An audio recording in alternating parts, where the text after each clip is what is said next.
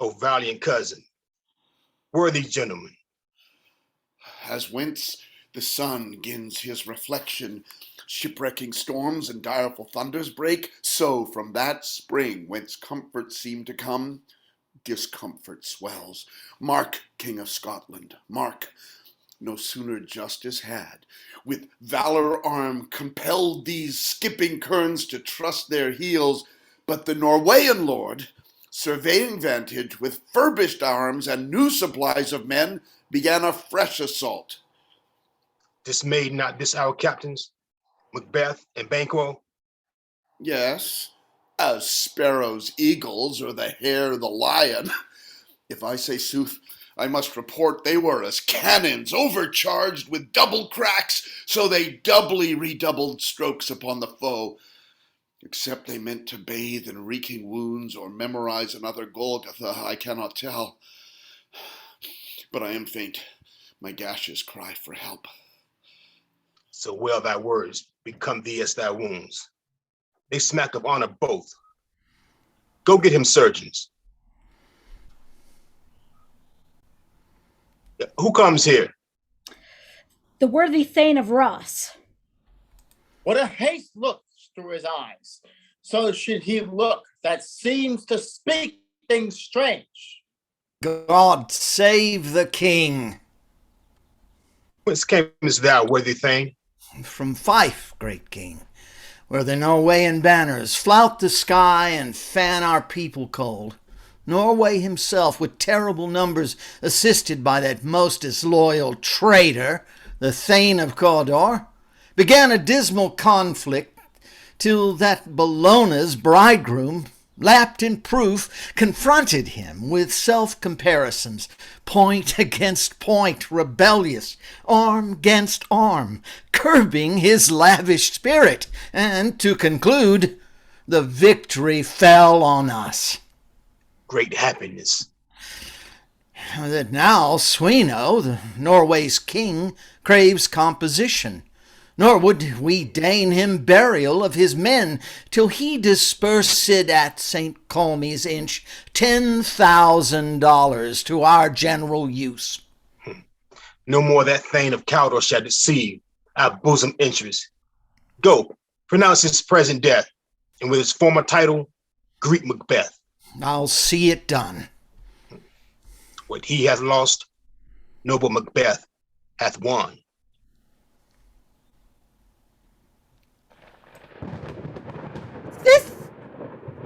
Where art thou been, sister? Killing swine. Sister, where thou? A sailor's wife had chestnuts in her lap, and munched and munched and munched. Give me, quoth I, anoint thee which the rump-fed runyon cries, her husband to Aleppo gone, master of the tiger, but in a sieve all thither sail, and like a rat without a tail, I'll do. I'll give thee a wind. Thou art kind. And I another. I myself have all the other, and the very ports they blow, all the quarters that they know.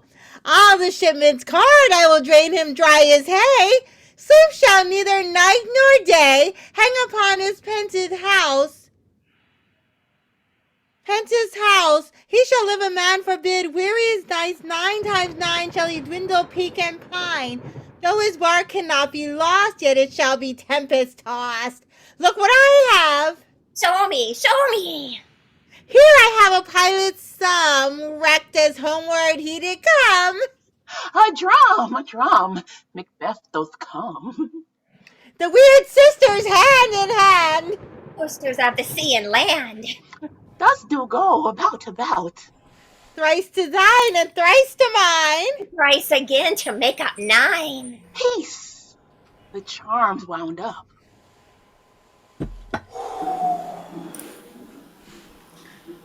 Oh, so foul and fair a day I have not seen.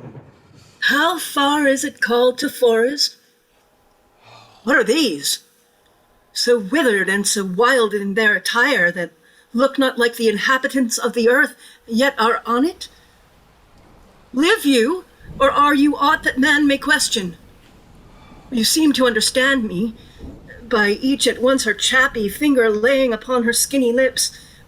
You should be women, and yet your beards forbid me to interpret that you are so. Speak if you can. What are you? Oh, hail Macbeth! I hail to thee, Thane of Glamis. Oh, hail Macbeth! Hail to thee, Thane of Cawdor! All hail Macbeth. Thou shalt be king hereafter. Oh. Good sir, why do you start and seem to fear things that do sound so fair? In the name of truth, are ye fantastical, or that indeed which outwardly ye show? My noble partner you greet with present grace and great prediction of noble having and of royal hope, that he seems rapt withal. To me you speak not. If you can look into these seeds of time and say which grain will grow and which will not, speak then to me, who neither beg nor fear your favors nor your hate.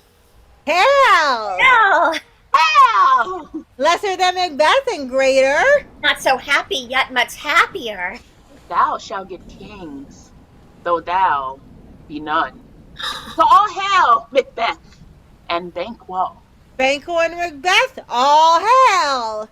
Stay, you imperfect speakers. Tell me more. By Sinel's death, I know I am Thane of Glamis, but how of Cawdor? The Thane of Cawdor lives! A prosperous gentleman, and to be king stands not within the prospect of belief, no more than to be Cawdor. Say from whence you owe this strange intelligence, or why upon this blasted heath you stop our way with such prophetic greeting. Speak, I charge you! The earth hath bubbles as the water has, and these are of them. Whither are they vanished? Into the air, and what seemed corporal melted as breath into the wind. Would they had stayed. Were such things here as we do speak about? Or have we eaten the insane root that takes the reason prisoner? Your children shall be kings! You shall be king! And Thane of Cawdor too! Was it not so? To the self-same tune and words. Who's here? The king hath happily received, Macbeth, the news of thy success. And when he reads thy personal venture in the rebels' fight, his wonders and his praises do contend, which should be thine or his. Silenced with that, in viewing o'er the rest of the selfsame day, he finds thee in the stout Norwegian ranks, nothing afeard of what thyself didst make. Strange images of death, as thick as hail, came post on post, and every one did bear thy praises in his kingdom's great defense, and poured them down before him. We are sent to give thee from our royal master thanks, only to hurl thee into his sight, not pay thee. And for an earnest of a greater honor, he bade me from him call thee Thane of Cawdor. Oh! In addition, hail, most worthy Thane. What? Can the devil speak true? The Thane of Cawdor lives! Why do you dress me in borrowed robes? Who was the thing lives yet, but under heavy judgment bears that life which he deserves to lose. And whether he was combined with those of Norway, or did line the rebel with hidden help and vantage, or that with both, he labored in his country's wreck, I know not. But treason's capital, confessed and proved, have overthrown him. Glamis and Thane of Cawdor, the greatest is behind. Thanks for your pains.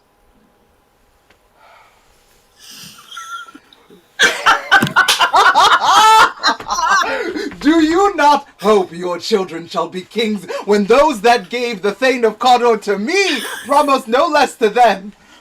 That trusted home might yet enkindle you unto the crown, besides the Thane of Cawdor. But 'Tis strange. And oftentimes to win us to our harm, the instruments of darkness tell us truths, win us with honest trifles, to betray in deepest confidence. Cousins, a word, I pray you.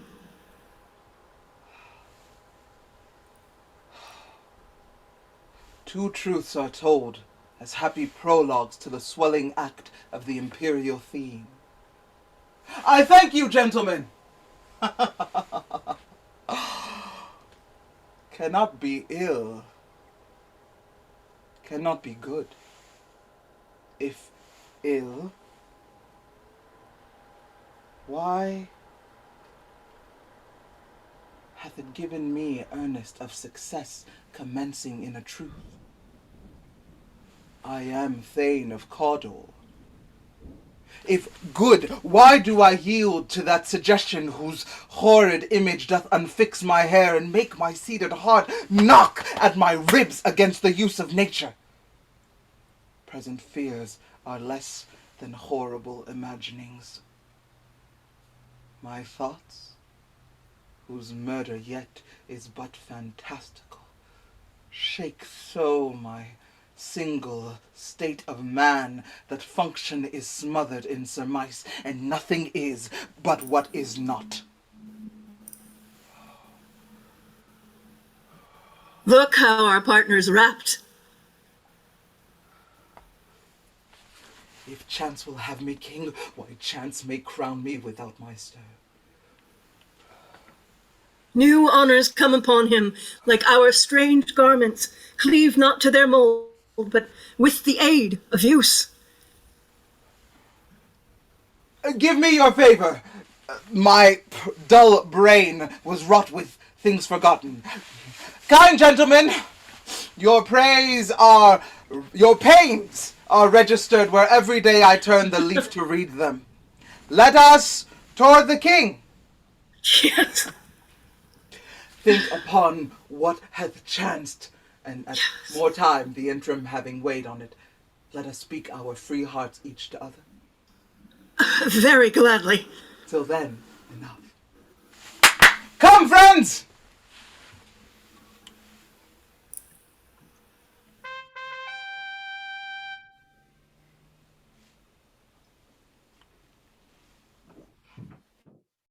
Is execution done on Calder? Are not those in commission yet returned?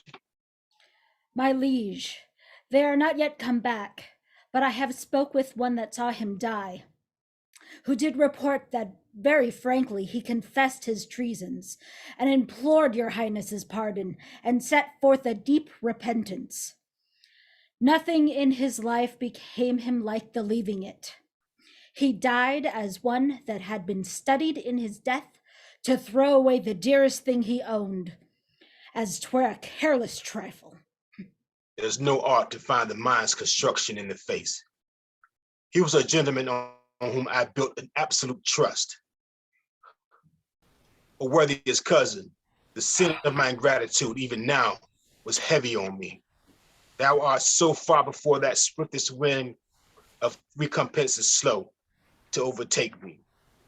Where thou hast less deserved, that the proportion both of thanks and pavement may have been mine, only I have left to say, more is thy due than more than all can pay. The service and the loyalty I owe in doing it pays itself. Your Highness' part is to receive our duties, and our duties are to your throne and state, children and servants, which do but what they should by doing everything safe toward your love and honor. Welcome hither. I have begun to plant thee, and will label to make thee full of growing, noble Banquo. That hast no less deserved, nor must be known, no less to have done so. Let me enfold thee, and hold thee to my heart. There, if I grow, the harvest is your own. My plenteous joys, wanton in fullness, seek to hide themselves in drops of sorrow. Sons, kinsmen, thanes, and you whose place in the nearest No, we will establish our state upon our elders, Malcolm, whom we name hereafter the Prince of Cumberland, which honor must not unaccompanied invest him only, but signs of nobleness, like stars, shall shine on all deservers, from hence to Inverness, and bind us further to you. The rest is labor which is not used for you. I'll be myself the harbinger and make joyful the hearing of my wife with your approach. So humbly take my leave. My worthy Calder. Prince of Cumberland, that is a step on which I must fall down, or else, or leap, for in my way it lies. Stars, hide your fires. Let not light see my black and deep desires. The eye wink at the hand, yet let that be which the eye fears when it is done to see. True, worthy Banquo. He is full so violent, and in his commendations I am fed. It is a banquet to me. That's after him, whose care is gone before to bid us welcome. It is a peerless kinsman.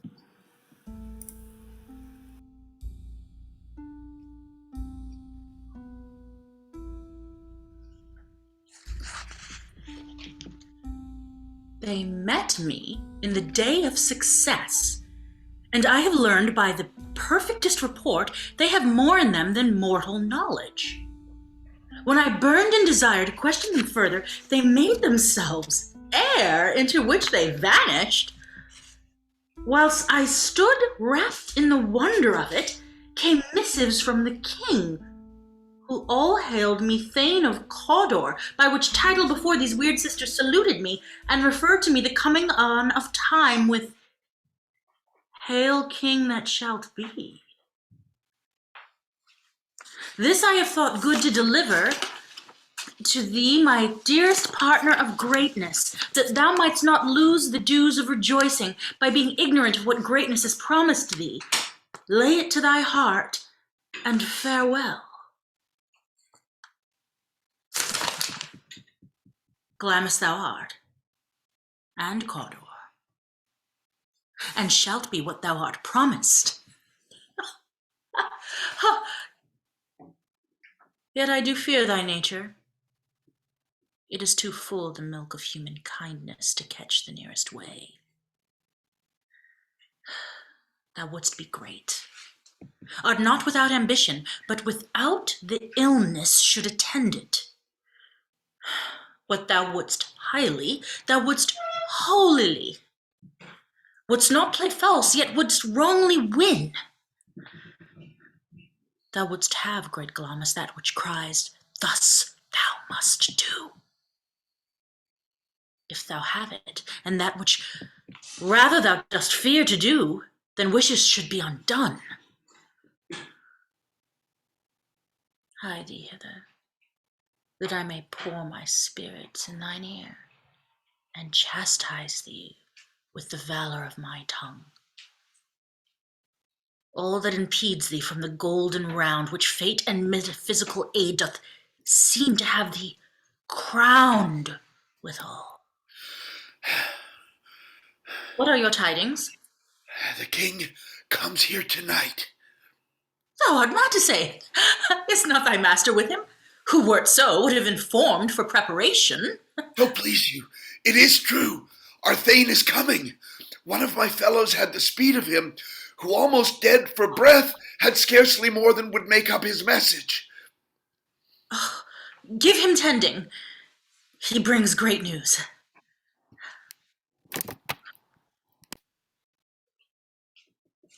The raven himself is hoarse that croaks the fatal entrance of Duncan under my battlements. Come, you spirits that tend on mortal thoughts, unsex me here, and fill me from the crown to the toe top full of direst cruelty. Make thick my blood, stop up the access and passage to remorse, that no compunctious visitings of nature shake my fell purpose. nor keep peace between the effect and it. Come to my woman's breasts, and take my milk for gall, you murdering ministers. Whatever in your sightless substances you wait on nature's mischief, come, thick night, and pull thee in the dunnest smoke of hell, that my keen knife see not the wound it makes, nor heaven peep through the blanket of the dark to cry, hold, hold.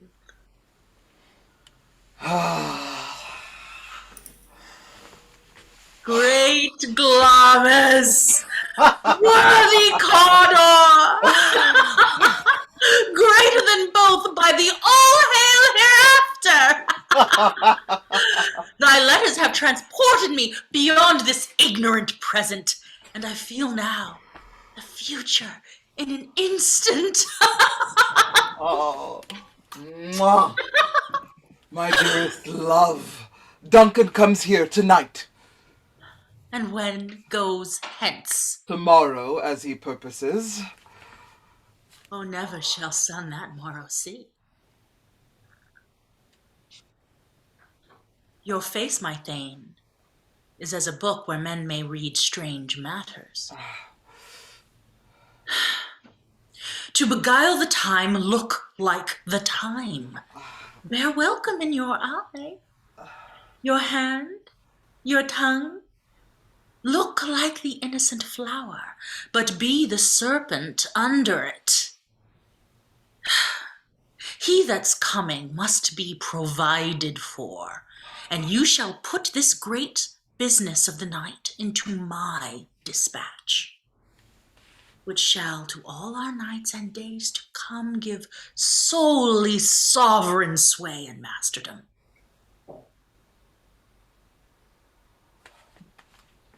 We will speak further. Only look up clear. To alter favor ever is to fear. Leave all the rest to me.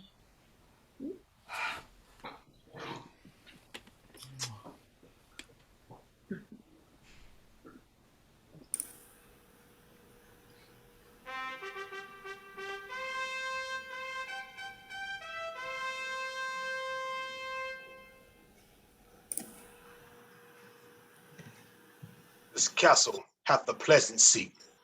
The air nimbly and sweetly recommends itself unto our gentle senses. This guest of summer, the temple haunting martlet, does approve by his loved mansionry that the heaven's breath smells wooingly here. No jutty, frieze, buttress, nor coign of vantage, but this bird hath made his pedant bed and procreant cradle, where they most breed and haunt. I have observed the air is delicate.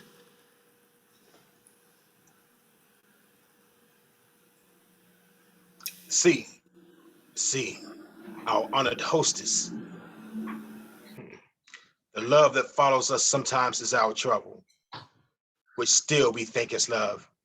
Herein I teach you how you shall bid God out us for your pains and thank us for your troubles. All our service in every point, twice done, then done double, were poor and single business to contend against these honors, deep and broad, wherewith your majesty loads our house. For those of old and the late dignities heaped upon them, we rest your hermits. Where's the Thane of Carter? We coursed him at the hills and had a purpose to be his purveyor, but he rides well, and his great love, sharp as his spur, hath helped him to his home before us. Fair noble hostess, we are your guests tonight. Your servants ever have theirs, themselves and what is theirs, incompt to make their audit at your highness's pleasure, still to return your own. Give me your hand. Conduct me to mine host. We love him highly and shall continue our graces toward him. By your leave, hostess.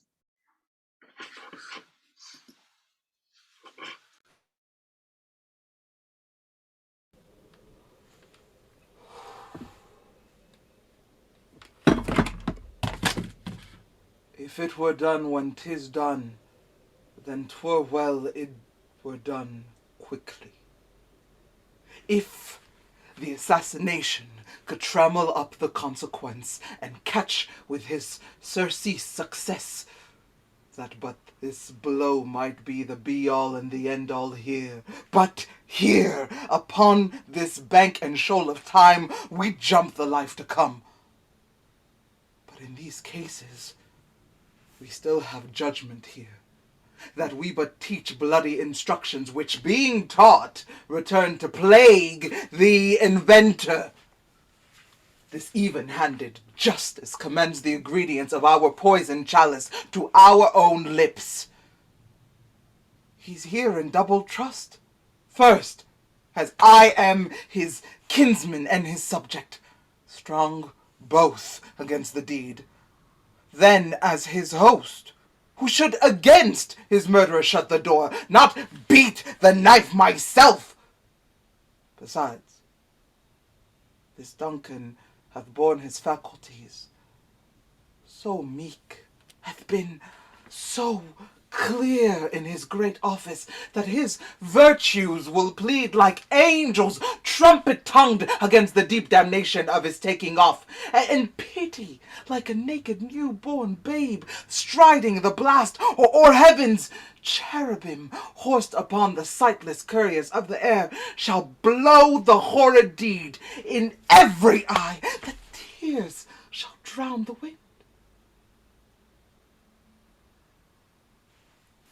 I have no spur to prick the sides of my intent, but only vaulting ambition, which o'erleaps itself and falls on the other.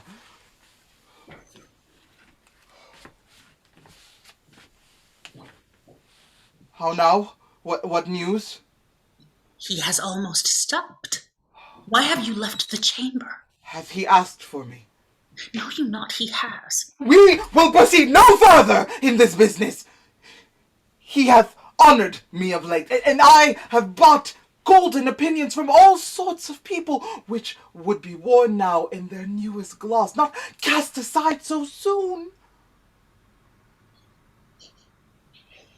Was the hope drunk, wherein you dressed yourself? Hath it slept since? Oh. And wakes it now to look so green and pale at what it did so freely? From this time such I account thy love. Art thou afeard to be the same in thine own act and valor as thou art in desire? Wouldst thou have that which thou esteem'st the ornament of life, and live a coward in thine own esteem? Oh. And I dare not wait upon I would, like the poor cat in the adage. Prithee, peace. I dare do all that may become a man who dares do more is none. What beast was it, then, that made you break this enterprise to me? When you durst do it, then you were a man. And to be more than what you were, you would be so much more than man. Nor time, nor place did then adhere, and yet you would make both. They have made themselves, and that their fitness now does unmake you. Oh! I have given suck, and I know how tender 'tis to love the babe that milks me. I would, while it was smiling in my face, have plucked my nipple from his boneless gums and dashed the brains out. Had I so sworn as you have done to this. If we should fail. We fail? But screw your courage to the sticking place, and we'll not fail.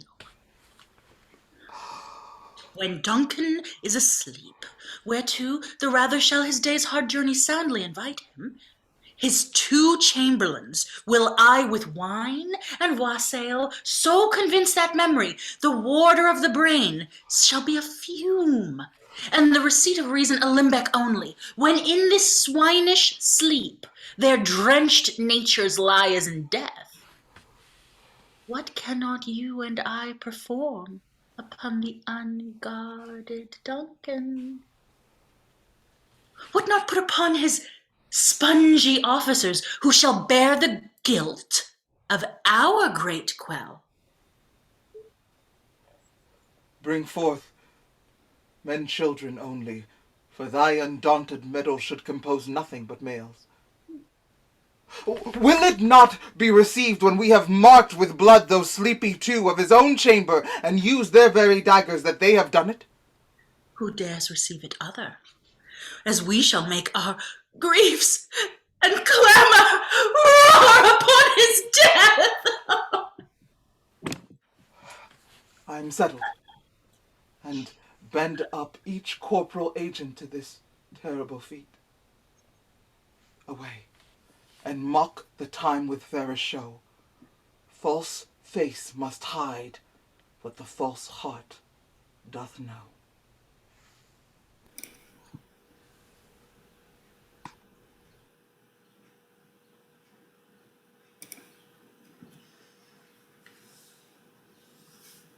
How goes the night, boy? The moon is down. I have not heard the clock. And she goes down at 12. I take it 'tis later, sir. Hold my sword. There's husbandry in heaven. Their candles are all out. Take thee that too.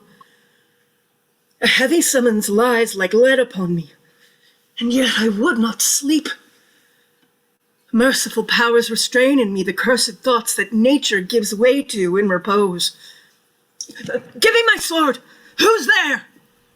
A friend. What, sir? Not yet at rest. The king's abed hath been in unusual pleasure and sent forth great largesse to your offices. This diamond he greets your wife withal by the name of most kind hostess, and shut up in measureless content. Being unprepared, our will became the servant to defect, which else should free have wrought. All's well. I dreamt last night of the three weird sisters that have showed some truth to you. I think not of them. Yet when we can entreat an hour to serve, we would spend it in some words upon that business, if you would grant the time. At your kindest leisure. If you shall cleave to my consent, when 'tis, it shall make honor for you. So I lose none in seeking to augment it, but still keep my bosom franchised and allegiance clear. I shall be counseled. Good repose the while, Thanks, sir. The like to you. Go. Go! Bid thy mistress, when my drink is ready, she strike upon the bell. Get thee to bed.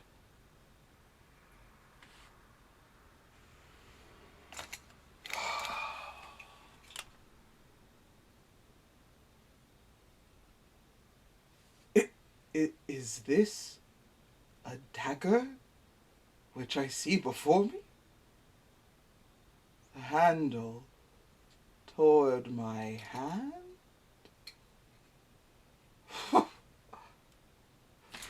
Come, let me clutch thee. I have thee not, yet I see thee still. Art thou not, fatal vision, sensible to feeling as to sight?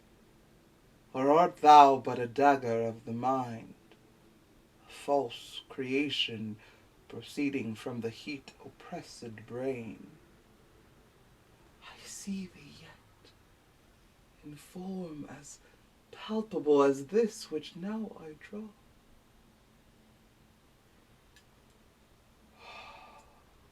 Thou marchest me the way that I was going, and such an instrument I was to use.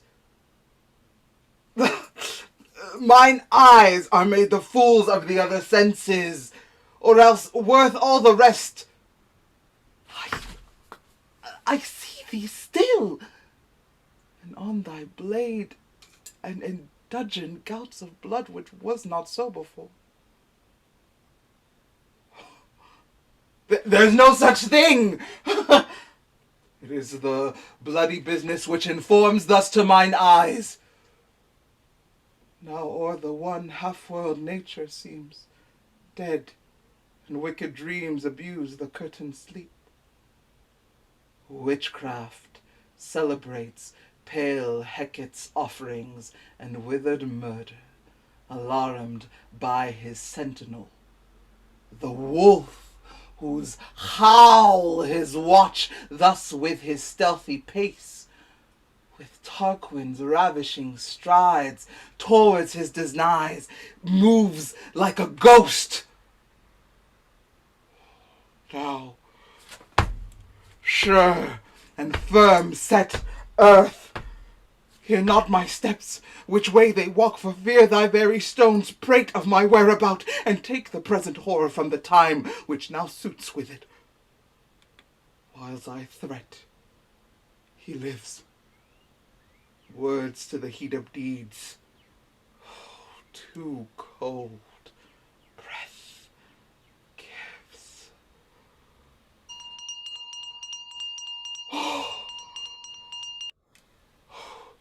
I go, and it is done. The bell invites me. Hear it not, Duncan, for it is a knell that summons thee to heaven or to hell.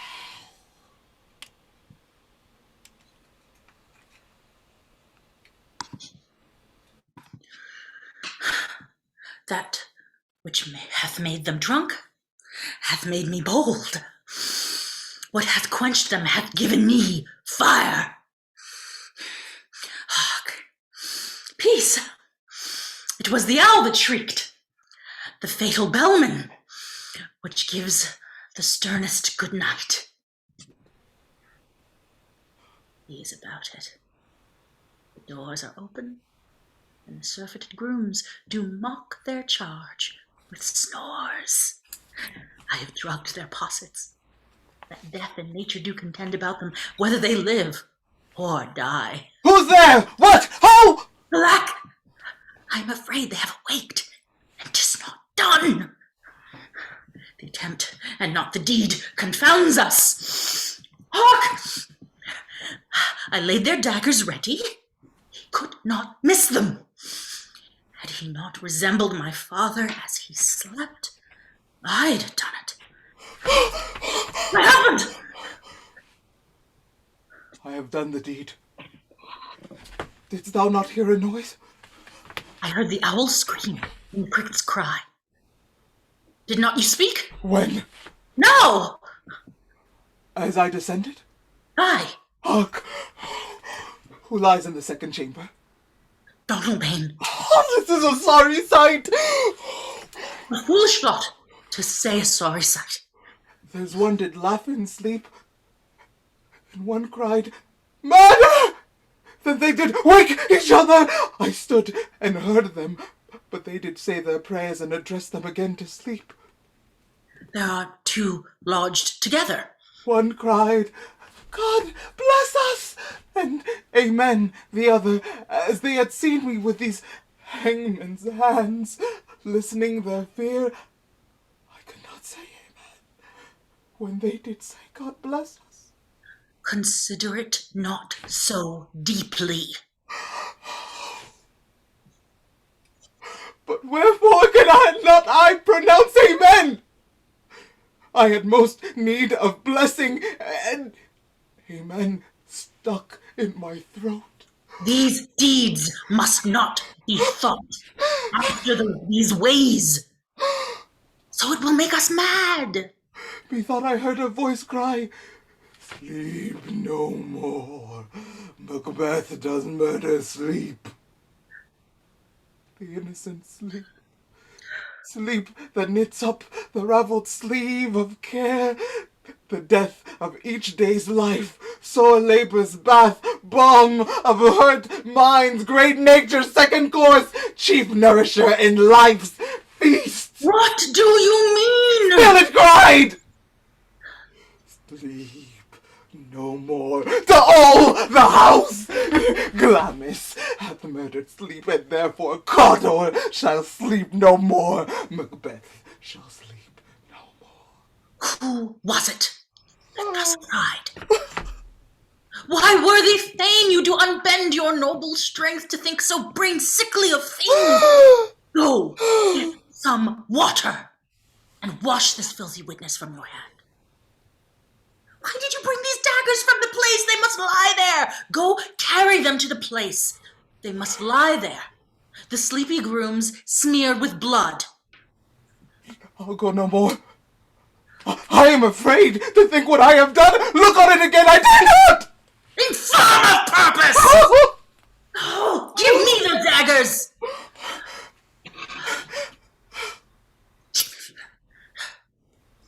The sleeping and the dead are but as pictures.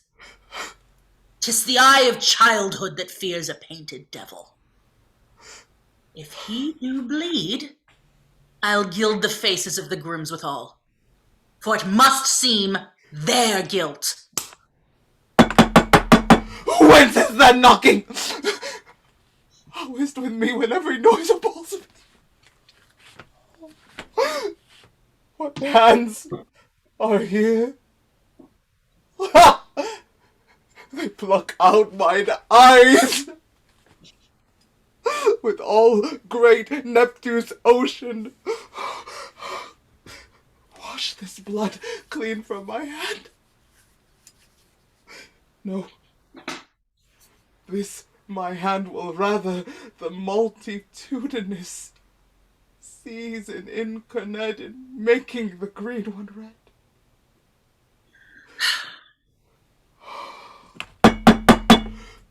My hands are of your color, but I shame to wear hearts so white. I hear a knocking at the south entry. Retire we to our chamber. A little water clears us of this deed. How easy it is, then. Your constancy hath left you unattended. Hark, more knocking! Get on your nightgown, lest occasion call us and show us to be the watchers. Be not lost so poorly in your thoughts. To know my deed, 'twere best not know myself. Wake Duncan with thy knocking, I would thou couldst.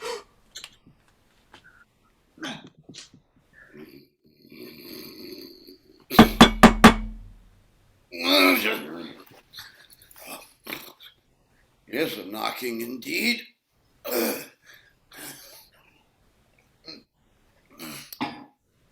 If a man were porter of Hellgate, he should have all turning the key. Knock, knock, knock. Who's there in the name of Beelzebub? Here's a farmer that hanged himself on the expectation of plenty.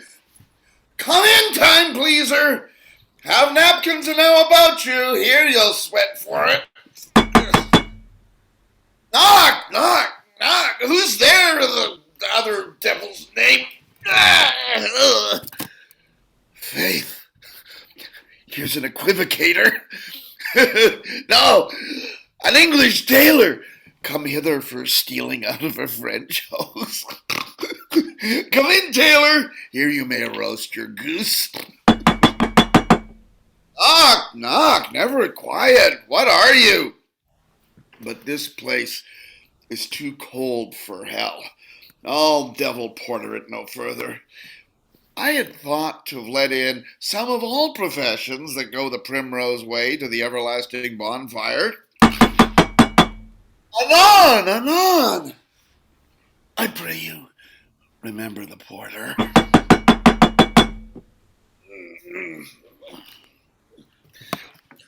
Was it so late, friend, ere you went to bed, that you do lie so late? Faith, sir, we were carousing till the second clock. And drink, sir, is a great provoker of three things. What three things does drink especially provoke? Marry, sir, nose painting, sleep, and urine. Lechery, sir, it provokes and unprovokes. It provokes the desire, but unprovokes the performance. Therefore, much drink may be said to be an equivocator with lechery. It makes him and it mars him. It sets him on and it takes him off. It persuades him and disheartens him, makes him stand to and not stand to. In conclusion, equivocates him in his sleep, and giving him the lie, leaves him. I believe drink gave thee the lie last night. That he did, sir, the very throat of me. But I requited him for his lie, and I think, being too strong for him, though he took up my legs sometimes, yet I made a shift to cast him. Is thy master stirring?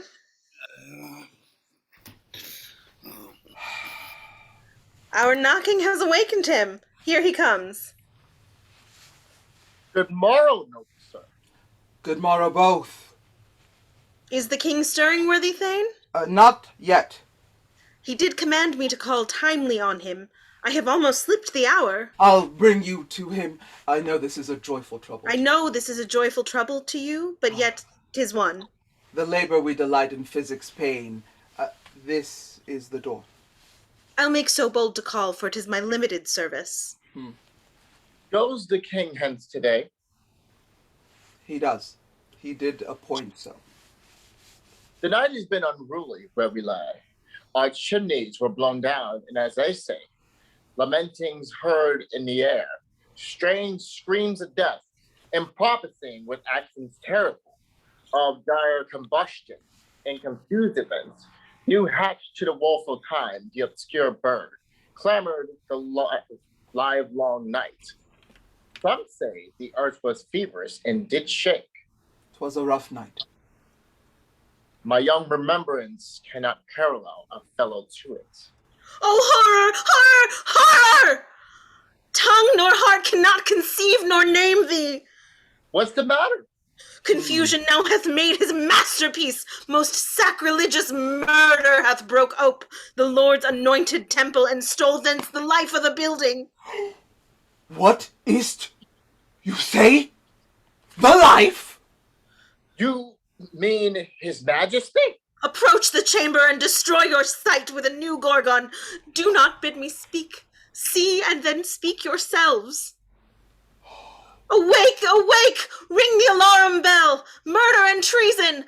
Banquo and Donalbain, Malcolm, awake! Shake off this downy sleep, death's counterfeit, and look on death itself. Up, up and see the great doom's image. Malcolm, Banquo, as from your graves rise up and walk like sprites to countenance this horror. Ring the bell!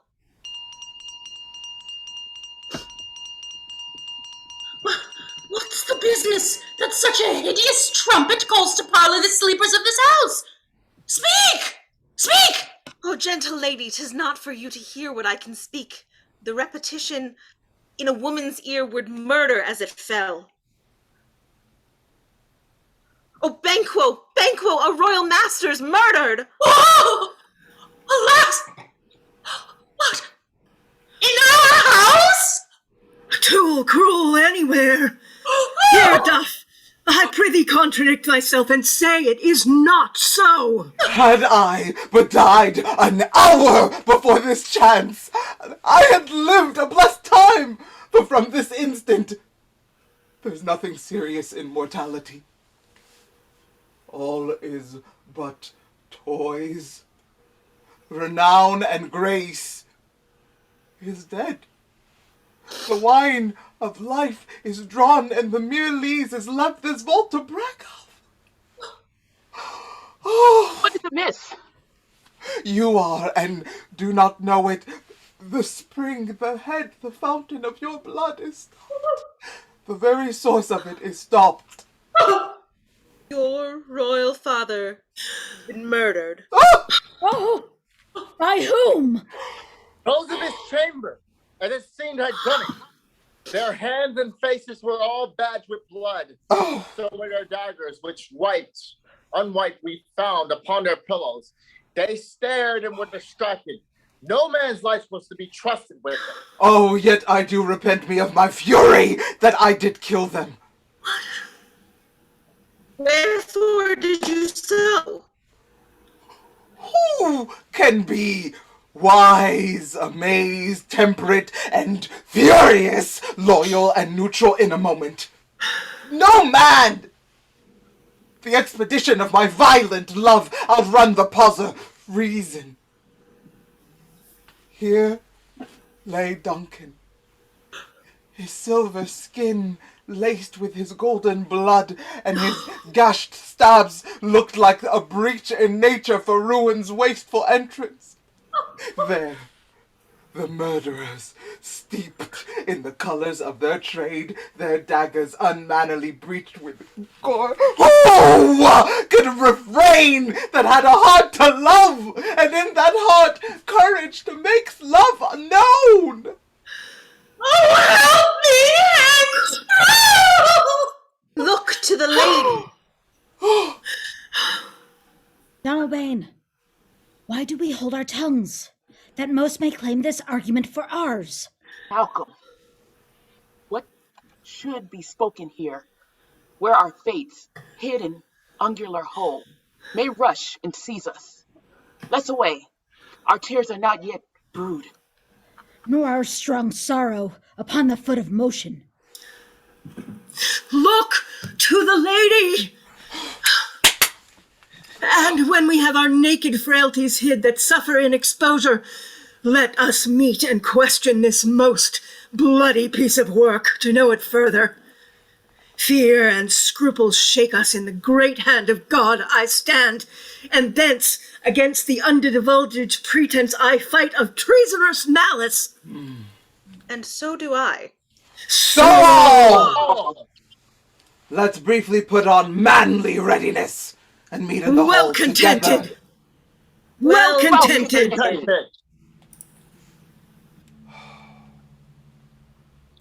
What will you do? Let's not consort with them.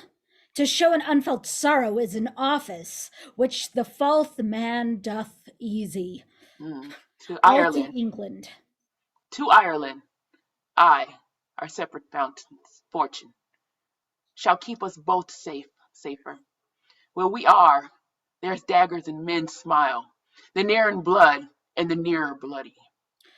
This murderous shaft has shot, hath not yet lighted, and our safest way is to avoid the aim. Therefore to horse, and let not us be dainty of leave-taking, but shift away. There's warrant in that theft which steals itself, when there is no mercy left.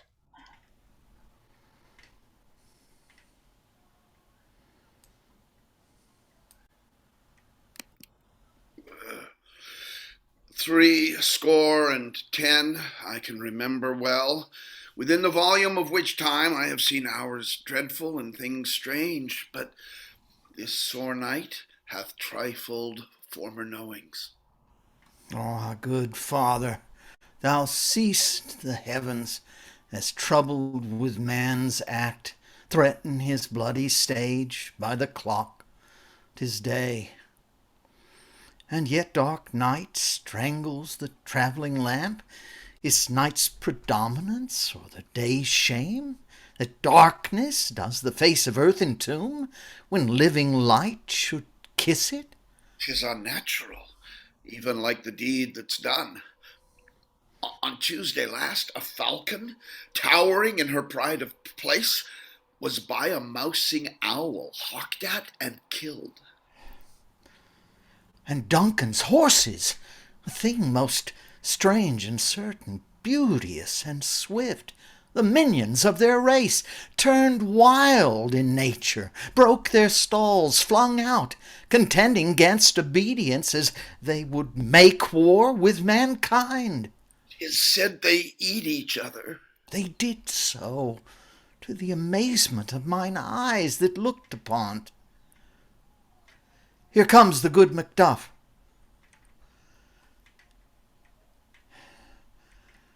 How goes the world, sir, now?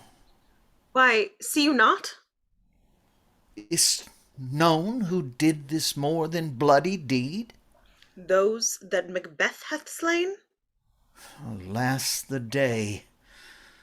What good could they pretend? They were suborned. Malcolm and Donalbain, the king's 2 sons, are stolen away and fled, which puts upon them suspicion of the deed. 'Gainst nature still, thriftless ambition, that will raven up thine own life's means, and 'tis most like the sovereignty will fall upon Macbeth. He is already named and gone to Scone to be invested. Where is Duncan's body? Carried to Colmkill, the sacred storehouse of his predecessors and guardian of their bones. Will you to Scone? No, cousin, I'll to Fife. Well, I will thither. Well, may you see things well done there. Adieu, lest our old robes sit easier than our new. Farewell, father. God's benison go with you, and with those that would make good of bad, friends of foes.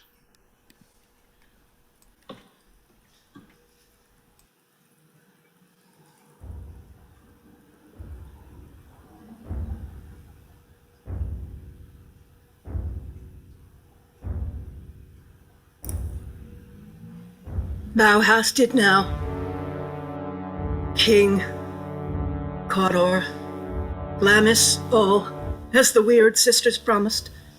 And I fear thou playedst most foully for it. Yet it was said it should not stand in thy posterity, but that myself should be the root and father of many kings. If there come truth from them, as upon thee, Macbeth, their speeches shine, why, by the verities on thee may good, may they not be my oracles as well, and set me up in hope? But hush, no more.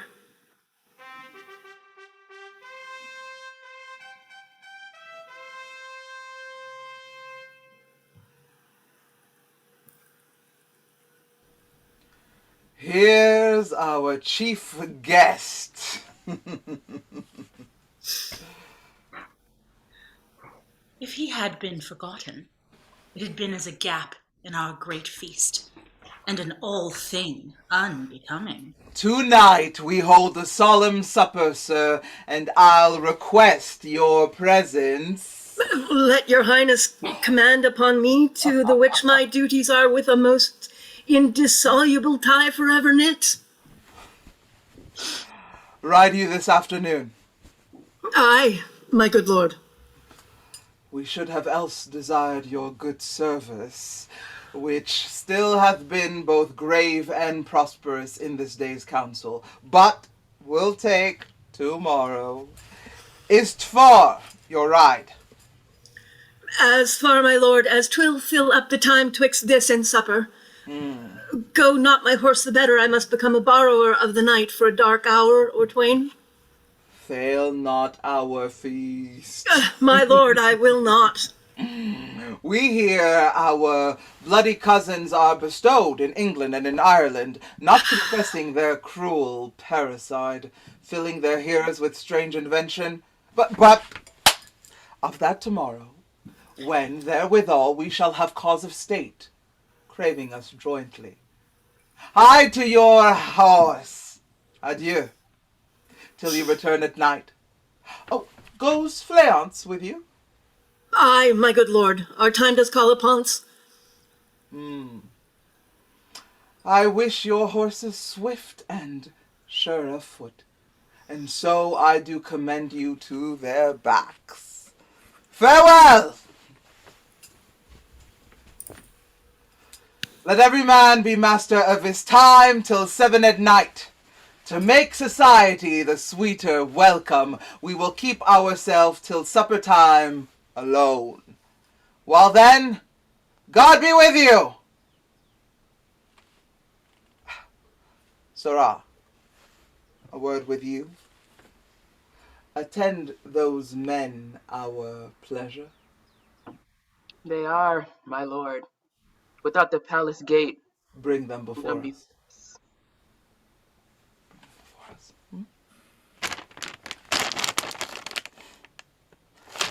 To be thus is nothing but to be safely thus. Our fears in Banquo stick deep, and in his royalty of nature reigns that which would be feared. 'Tis much he dares, and to that dauntless temper of his mind he hath a wisdom that doth guide his valor to act in safety. There is none but he whose being I do fear, and under him my genius is rebuked, as it is said. Mark Antony's was by Caesar. He chid the sisters when first they put the name of king upon me, and bade them speak to him. Then, prophet-like, they hailed him father to a line of kings. Upon my head they placed a fruitless crown, and put a barren scepter in my gripe. Thence, to be wrenched with an unlineal hand, no son of mine succeeding. If it be so, for Banquo's issue have I filled my mind. For them, the gracious Duncan, have I murdered. Put rancors in the vessel of my peace only for them and mine, eternal jewel given to the common enemy of man, to make them kings, the seed of Banquo, kings! Rather than so, come fate into the list, and champion me to the utterance. Who's there? Now go to the door and stay there till we call. Was it not yesterday we spoke together? It was, so please your highness. Well then now, have you considered of my speeches? Know that it was he, in the times past, which held you so under fortune, which you thought had been our innocent self. This I made good to you in our last conference, passed in probation with you, how you were borne in hand, how crossed the instruments who wrought with them, and all feelings else that might to half a soul and to a notion crazed say. Thus did Banquo. You made it known to us. I did so, and went further, which is now our point of second meeting. Do you find your patience so predominant in your nature that you can let this go? Are you so gospeled to pray for this good man and for his issue, whose heavy hand hath bowed you to the grave and beggared yours forever?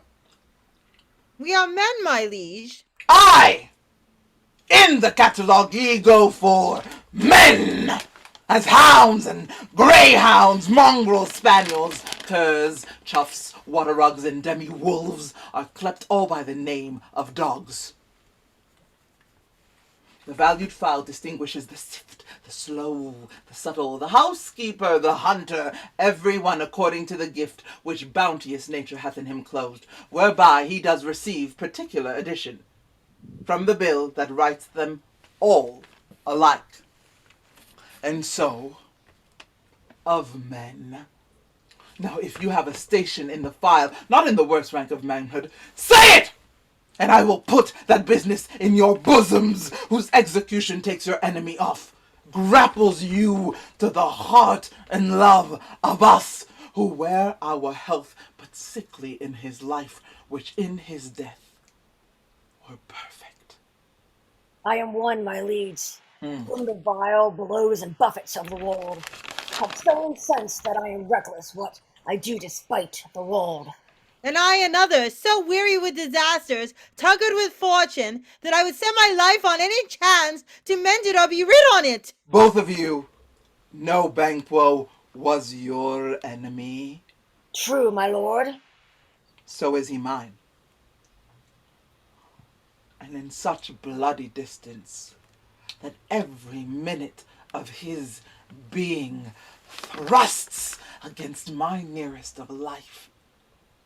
And though I could, with barefaced power, sweep him from my sight and bid my will avouch it, yet I must not. For certain friends that are both his and mine, whose loves I may not drop, but wail his fall who I myself struck down. And thence it is that I to your assistance do make love, masking the business from the common eye for sundry weighty reasons. We shall, my lord. Perform what you command us. Through our lives. Your spirits shine through you. Within this hour at most, I will advise you where to plant yourselves, acquaint you with the perfect spy of the time, the moment on it, for it must be done tonight, and something from the palace always thought that I require a clearness, and with him, to leave no rubs nor botches in the work. Fleance's son, that keeps him company, whose absence is no less material to me than is his father's, must embrace the fate of that dark hour. Resolve yourselves apart. I'll come to you anon. We are resolved, my lord. I'll call upon you straight. Abide within.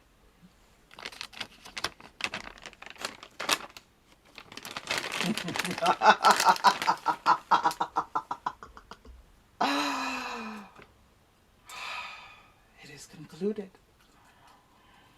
Banquo, thy soul's flight, if it find heaven, must find it out tonight!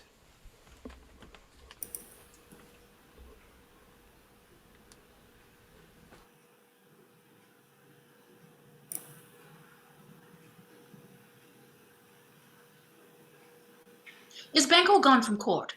Aye, madam, but returns again tonight. Say to the king I would attend his leisure for a few words. Madam, I will.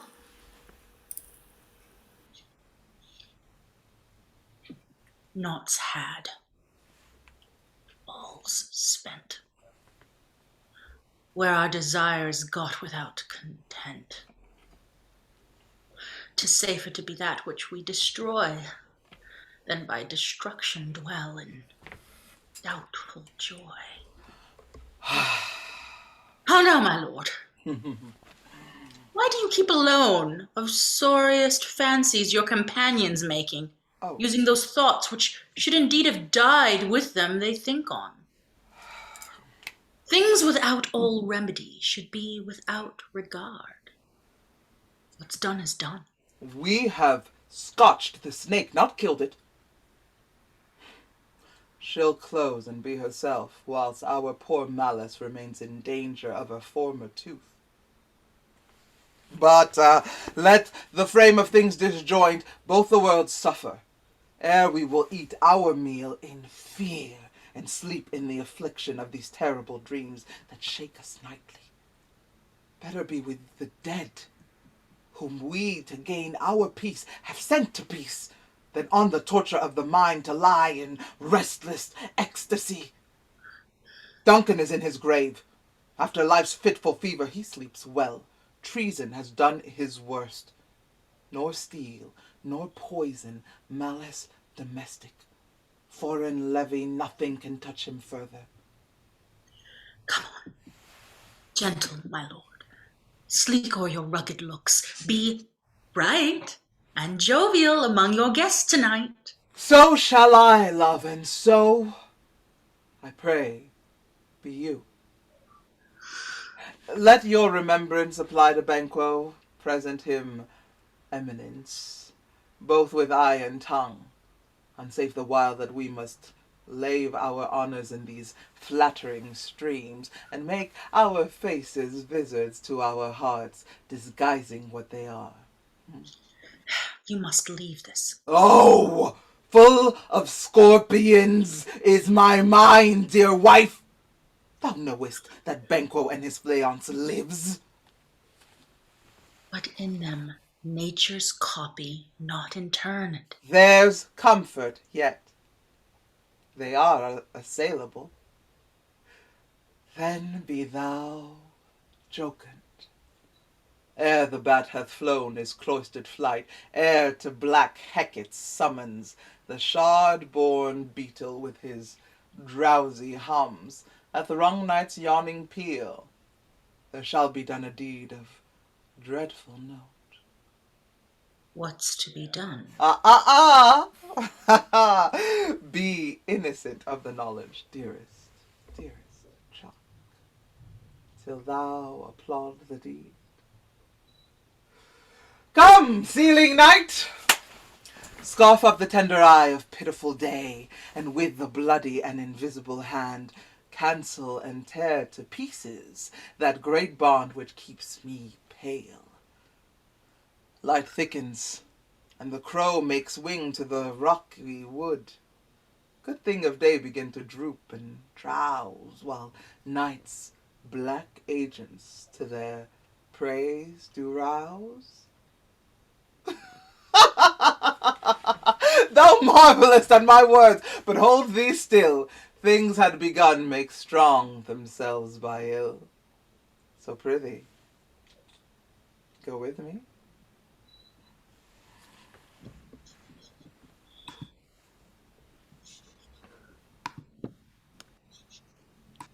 But who did thee bid thee join with us? Macbeth. He needs not our mistrust, since he delivers our offices and what we have to do to the Drexen just. Then stand with us. The west yet glimmers with some streaks of day. Now spurs the elated traveller pace to gain the timely in and near approaches the subject of our watch. Hark! I hear horses. Give us a light there, ho! Then 'tis he, the rest, that are within the note of expectation, already are in the court. His horses go about! Almost a mile, but he does usually. So all men do.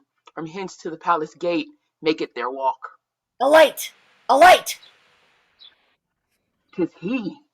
Stand to! It will be rain tonight. Let it come down! Oh! Treachery! Fly, good Fleance! Fly! Fly! Fly! Oh! Them not mayest revenge! Oh, slave! Oh! Who did strike out the light? Was that out the way? There but one down. The sun is fled. We have lost best half of our fare. Well, let's away and say how much is done.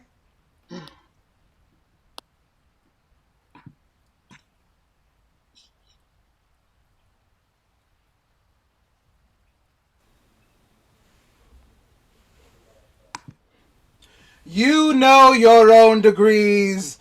Sit down at first, and last the hearty welcome.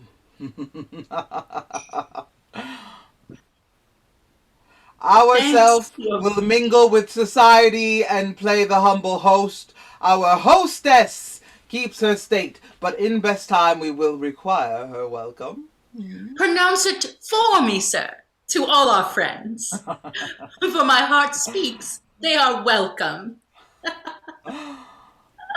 See they encounter thee with their hearts as thanks.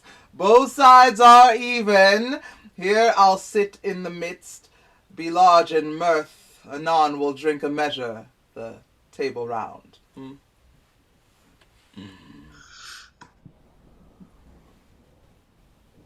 There's blood on thy face. 'Tis Banquo's then. 'Tis better thee without than he within. Is he dispatched? My lord, his throat is cut, and that I did for him. Thou art the best of the cutthroats. Yet he's good that did the like for Fleance. If thou didst it, thou art the nonpareil. Most royal Sir Fleance escaped. Then comes my fit again. I had else been perfect, whole as the marble, founded as the rock, as broad and general as the casing air. But now I am cabined, cribbed, confined, bound in to saucy doubts and fears. But Banquo's safe. Ay, my good lord, safe in a ditch he bides, with 20 trench gashes on his head. The least a death to nature. Thanks for that. There the grown serpent lies. The worm that's fled hath nature that in time will venom breed. No teeth for the present. Get thee gone. Tomorrow we'll hear ourselves again.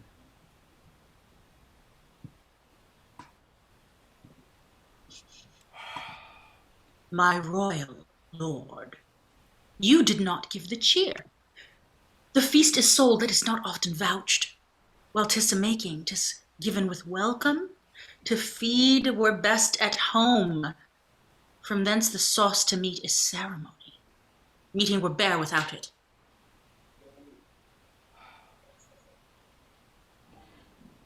Sweet remembrancer. Now good digestion wait on appetite, and health on both. May it please your highness, sir. Here had we now our country's honor roofed, where the great person of our Banquo present, who may I rather challenge for unkindness than pity for mischance. His absence, sir, lays blame upon his promise. Pleased your highness to grace us with your royal company. The table's full. Here is a place reserved, sir. Where? Here, my good lord. What is that moves your highness? Which of you have done this? What, my good lord? My good lord. Thou canst not say I did it! Never shake thy gory locks at me!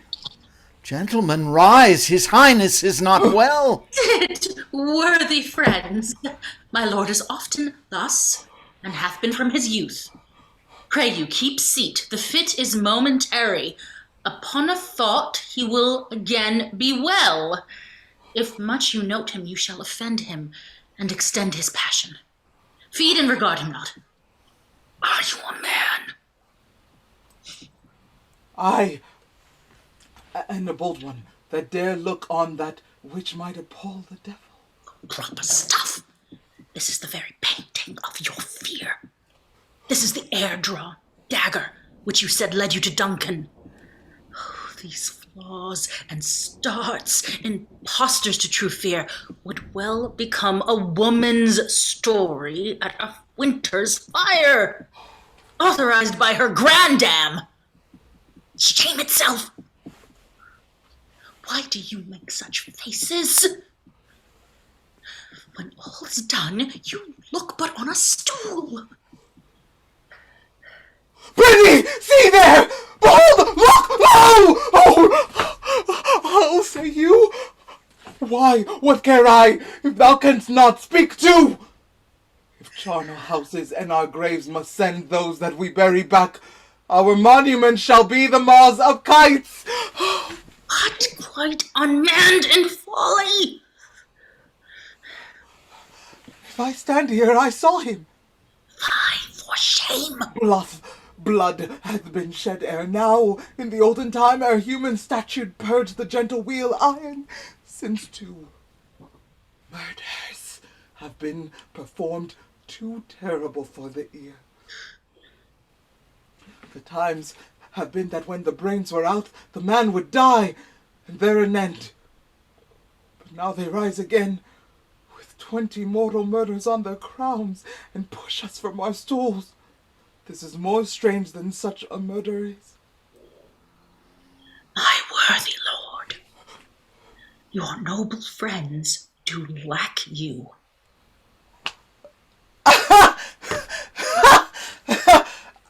I do forget. Do not muse at me, my most worthy friends. I have a strange infirmity, which is nothing to those that know me. Come, love and health to all. Then I'll sit down. Give me some wine. Fill full. I drink to the general joy of the whole table, and to our dear friend Banquo, whom we miss. Would he were here. To all and him we thirst, and all unto all. Our duties and the pledge. Avaunt, and quit my sight! Let the earth hide thee. Thy bones are marrowless, thy blood is cold. Thou hast no speculation in those eyes which thou dost glare with. Think of this, good peers, but as a thing of custom. 'Tis no other, only it spoils the pleasure of the time. What man dare I dare? Approach thou like the rugged Russian bear, the armed rhinoceros, or the harkened tiger. Take any shape but that, and my firm nerves shall never tremble, or be alive again, and dare me to the desert with thy sword. Trembling, I inhabit then, protest me the baby of a girl. Its horrible shadow, unreal mockery, ends! Ah!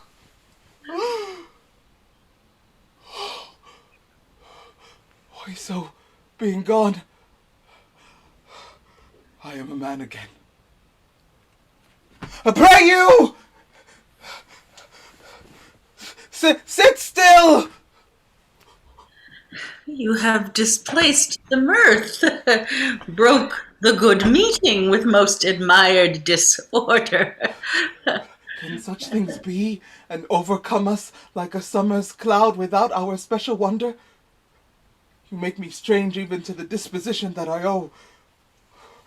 Now, I think you can behold such sight, and keep the natural ruby of your cheeks when mine is blanched.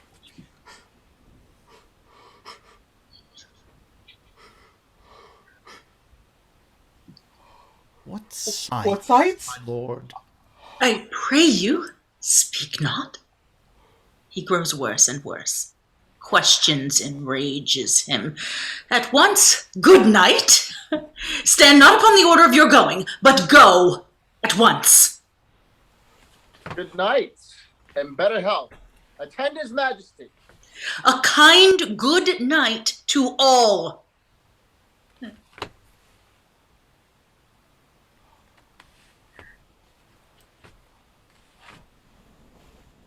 It will have blood, they say. Blood will have blood.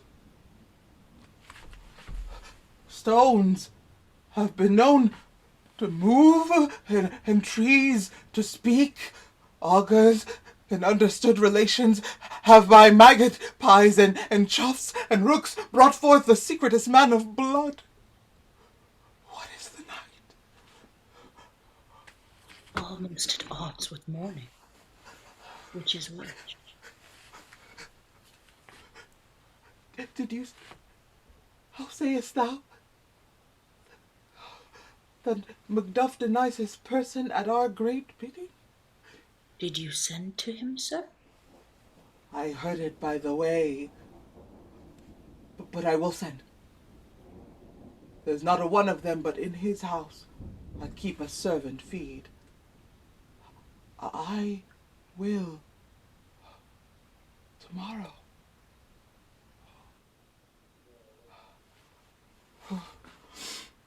I will tomorrow. And betimes I will to the weird sisters. More shall they speak, for now I am bent to know by the worst means the worst. For mine own good, all causes shall give way.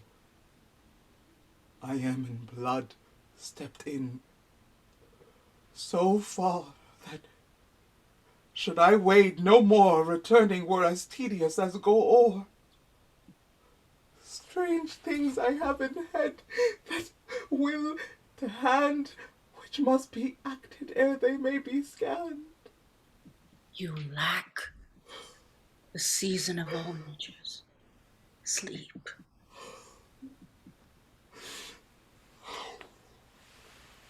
Come. Well, to sleep. My strange and self-abuse is the initiate fear that wants hard use. We are yet but young indeed.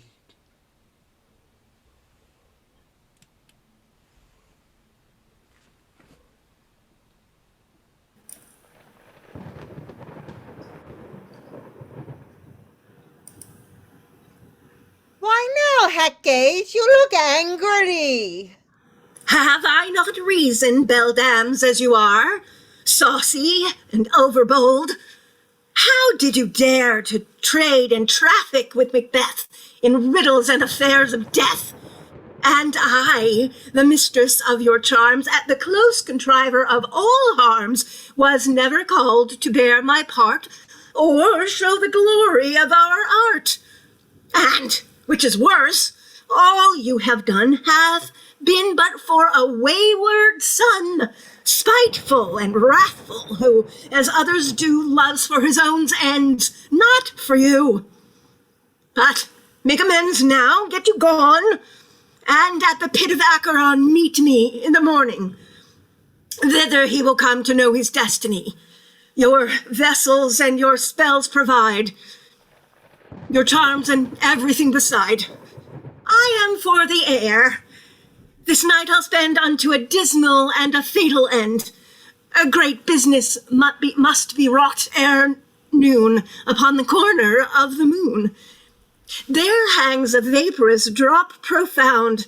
I'll catch it ere it come to ground, and that distilled by magic's lights shall raise such artificial lights shall rise such as by the strength of their illusion shall draw him on to his conclusion. He shall spurn fate, scorn death, and bear his hopes above wisdom, grace, and fear. And you all know security is mortal's chiefest enemy. Hark! I'm called. My little sprite, see, sits in a foggy cloud and waits for me. Come, let's make haste. She'll soon be back again.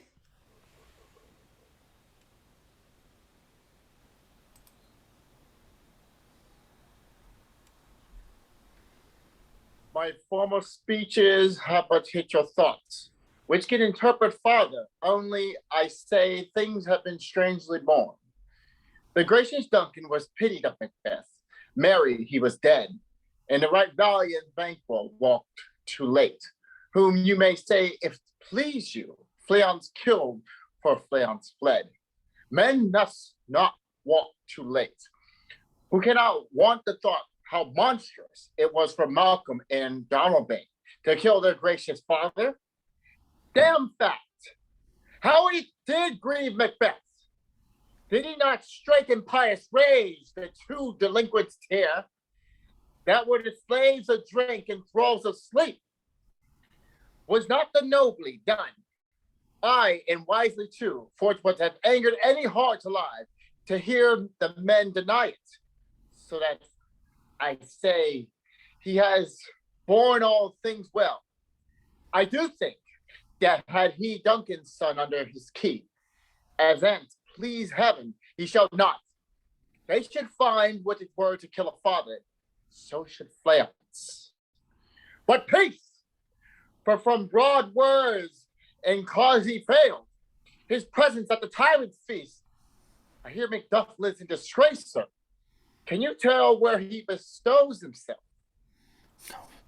The son of Duncan, from whom the tyrant holds the due of birth, lives in the English court, and is received of the most pious Edward, with such grace that the malevolence of fortune nothing takes from his high respect. Thither MacDuff is gone to pray the holy king upon his aid to wake Northumberland and warlike Seyard, that by the help of these, with him above to ratify the work, we may again give to our tables meat, sleep to our nights, free from our feasts and banquets, bloody knives, do faithful homage and receive free honours, for which we pine for now. And this report hath so exasperate the king that he prepares for some attempt of war. Sent he to Macduff? He did, and with an absolute "Sir, not I," the cloud messenger turns me his back and hums, as who should say, "You'll rue the time that clogs me with this answer." And that Mel White advised him to a caution to hold what distance his wisdom can provide. Some holy angel fly to the court of England and unfold his message ere he come, that a swift blessing may soon return to this our suffering country, under a hand accursed. I'll send my prayers with him.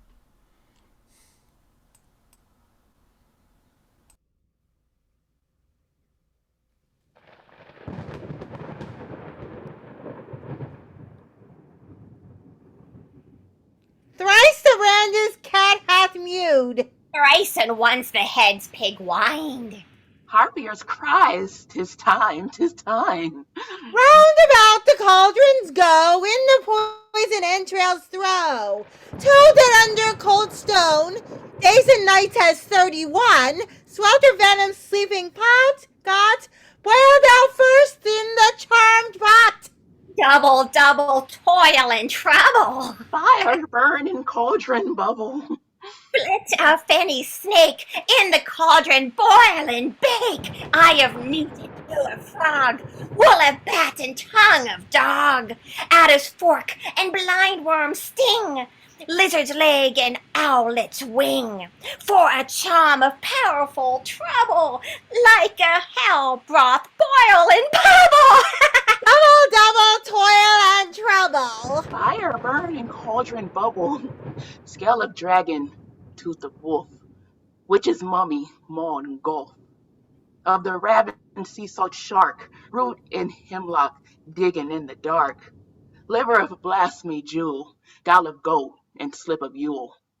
Silvered in the moon's eclipse, nose of Turk and Tark's lips. Finger of a birth strangled babe, ditch delivered by a drab, make the gruel thick and slab. Add thereto a tiger's children, are the ingredients of our cauldron. Double, double toil and trouble. Fire burning cauldron bubble. Cool it with a baboon's blood. Then the charm is firm and good. Oh, well done! I commend your pains, and everyone shall share the gains.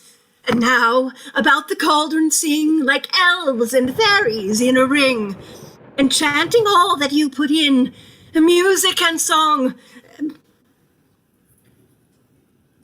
By the pricking of my thumbs, something wicked this way comes. Open locks, whoever knocks.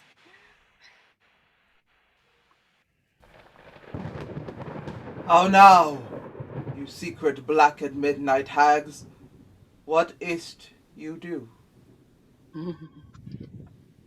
A deed without a name.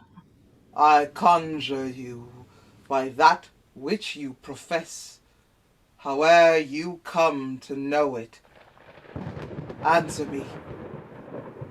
Though you untie the winds and let them fight against the churches, though the yesty waves confound and swallow navigation up, though bladed corn be lodged and trees blow down, though castle topple on their warders' heads, though palaces and pyramids do slope their heads to their foundations, though the treasure of nature's Germans tumble altogether, even till destruction sicken, answer me to what I ask you.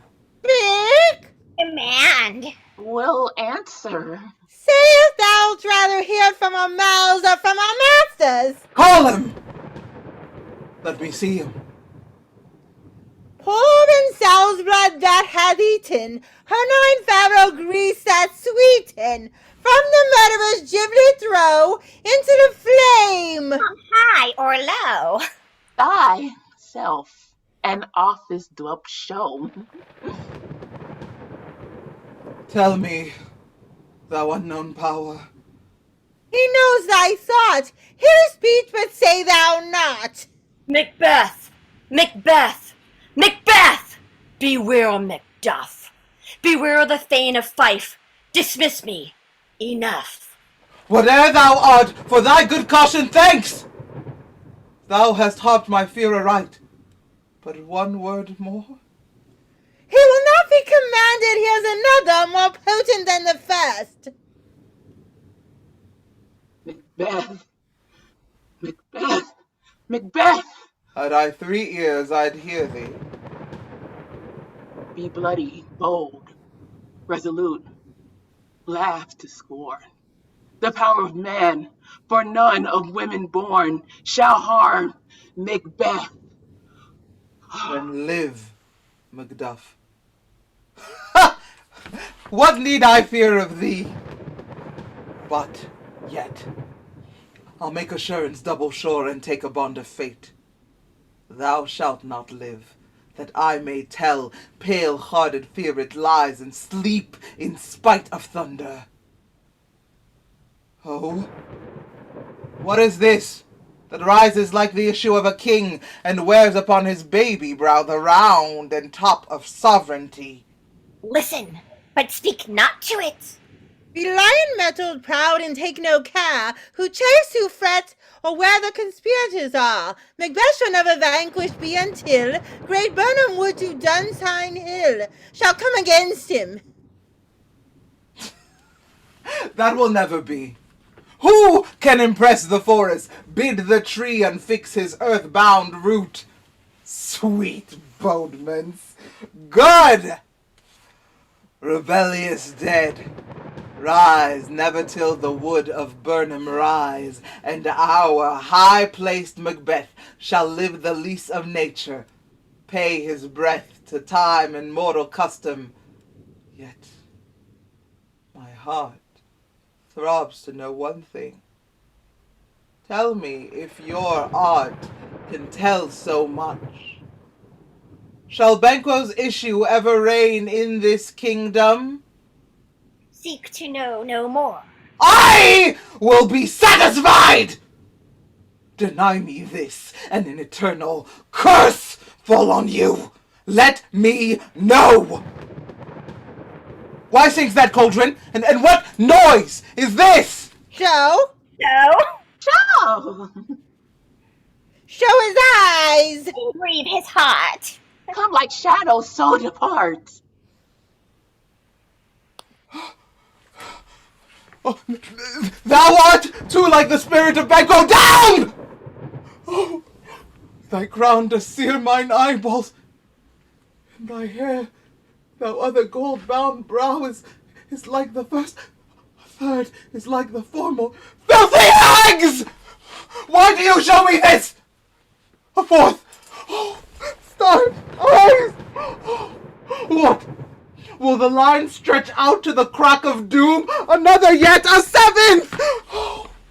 I'll see no more!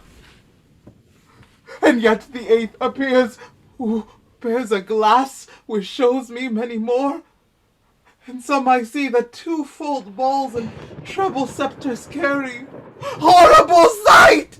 Now I see 'tis true! For the blood-boltered Banquo smiles upon me and points at them for this.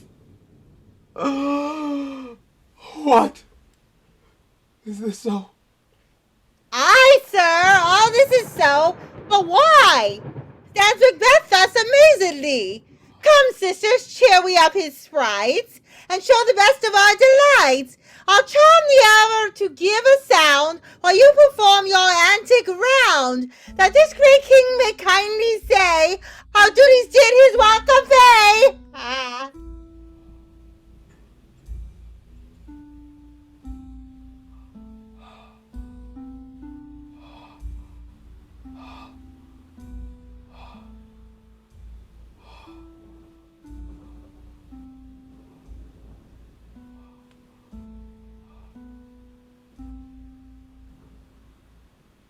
Where are they? Gone? Let this pernicious hour stand I accursed in the calendar. Come in without there! What's your grace's will? Saw you the weird sisters? No, my lord. Came they not by you? No, indeed, my lord. Infected be the air whereon they ride, and damned all those that trust them. I did hear the galloping of horse. Who was't came by? 'Tis 2 or 3, my lord, that bring you word. MacDuff is fled to England. Fled to England. Aye, my good lord. Time thou anticipatest my dread exploits. The flighty purpose never is o'ertook, unless the deed go with it. From this moment, the very first things of my heart shall be the first things of my hand. And even now, to crown my thoughts with acts, be it thought and done. The castle of Macduff I will surprise, seize upon Fife, give to the edge of the sword his wife, his babes, and all unfortunate souls that trace him in his line. No! Boasting like a fool! This deed I'll do before this purpose cool. But no more sights. Where are these gentlemen? Come bring me where they are.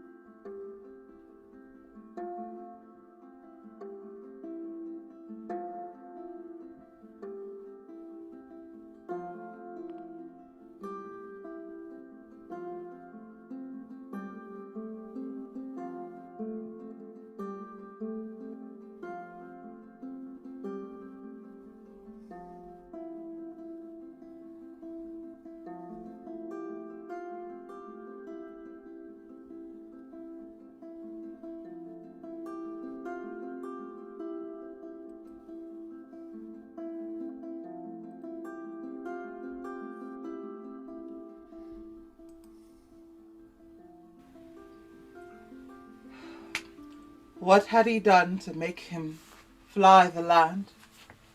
You must have patience, madam. He had none. His flight was madness. When our actions do not, our fears do make us traitors. You know not whether it was his wisdom or his fear. Wisdom? To leave his wife? To leave his babes? His mansion and his titles in a place from whence himself does fly? He loves us not. He wants the natural touch, for the poor wren, the most diminutive of birds, will fight her young ones in her nest against the owl. All is the fear, and nothing is the love. As little is the wisdom where the flight so runs against all reason. My dearest coz, I pray you, school yourself. But for your husband, he is noble, wise, judicious, and best knows the fits of the season. I dare not speak much further. But cruel are the times when we are traitors and do not know ourselves, when we hold rumour from what we fear, know not what we fear, but float upon a wild and violent sea each way and move. I take my leave of you. Shall not be long, but I'll be here again. Things at the worst will cease, or else they climb upward to what they were before. My pretty cousin, blessing upon you.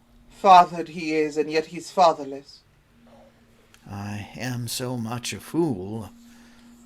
Should I stay longer, I would be my disgrace and your discomfort. I take my leave at once.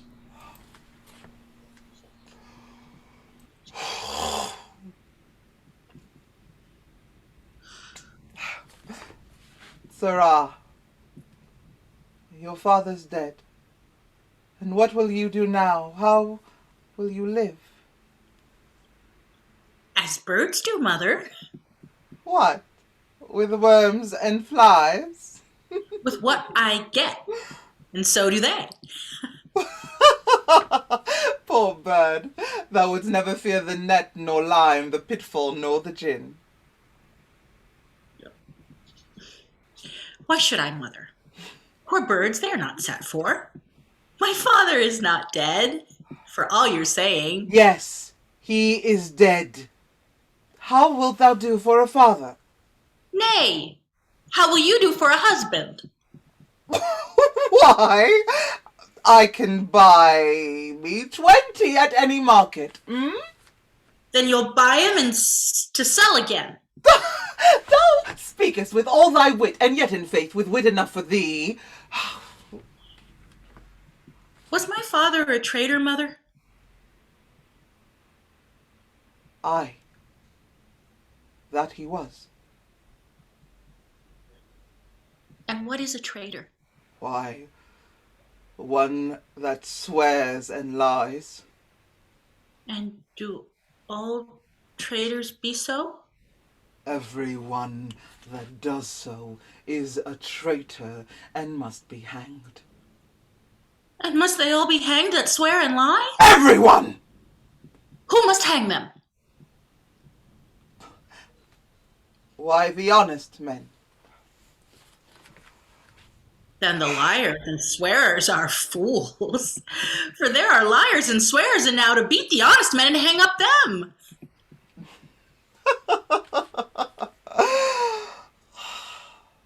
Oh, God help thee, poor monkey.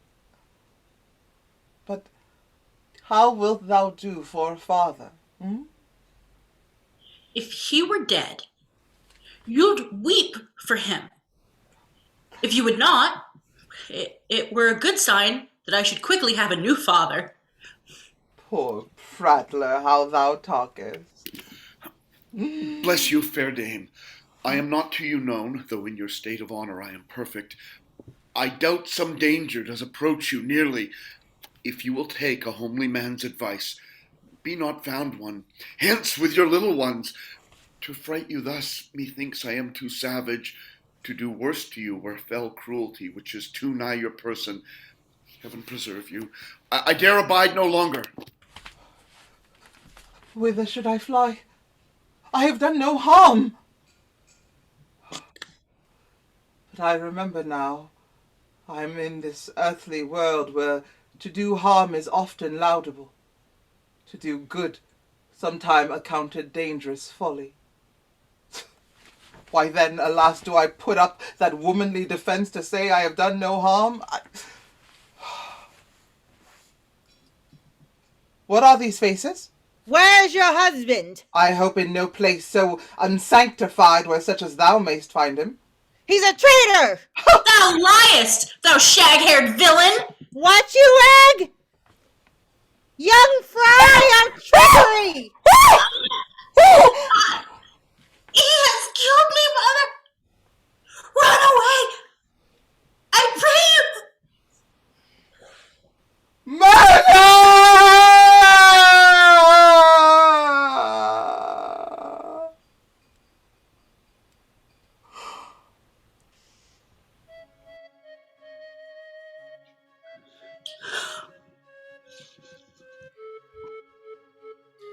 Let us seek out some desolate shade, and there weep our sad bosoms empty.